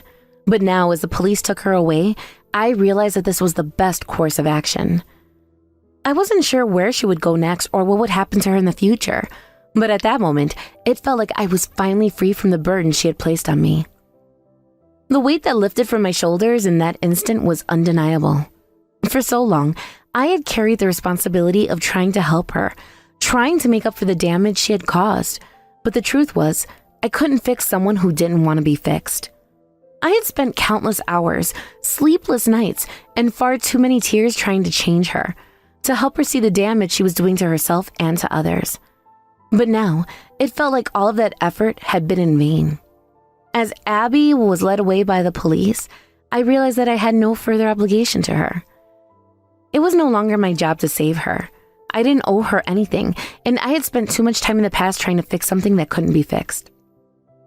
It's strange, in a way, to realize that the end of my involvement with Abby didn't stir up anger or resentment. There was just an overwhelming sense of relief and a feeling of closure. I had spent so many years caught in her web, trying to navigate the chaos of her life while putting mine on hold, but now I could finally move on. It was as if a door had closed, and all I had to do was walk through it. As much as I could have used this moment to reflect on the years spent trying to help her, I found that I didn't want to dwell on it. I didn't want to hold on to the anger or the frustration that had defined so much of my life during that time. I had already spent too many years angry at Abby, angry at myself for not being able to do more, angry at the situation we were all in. But now, I just wanted peace. I wanted to leave the past behind and start fresh.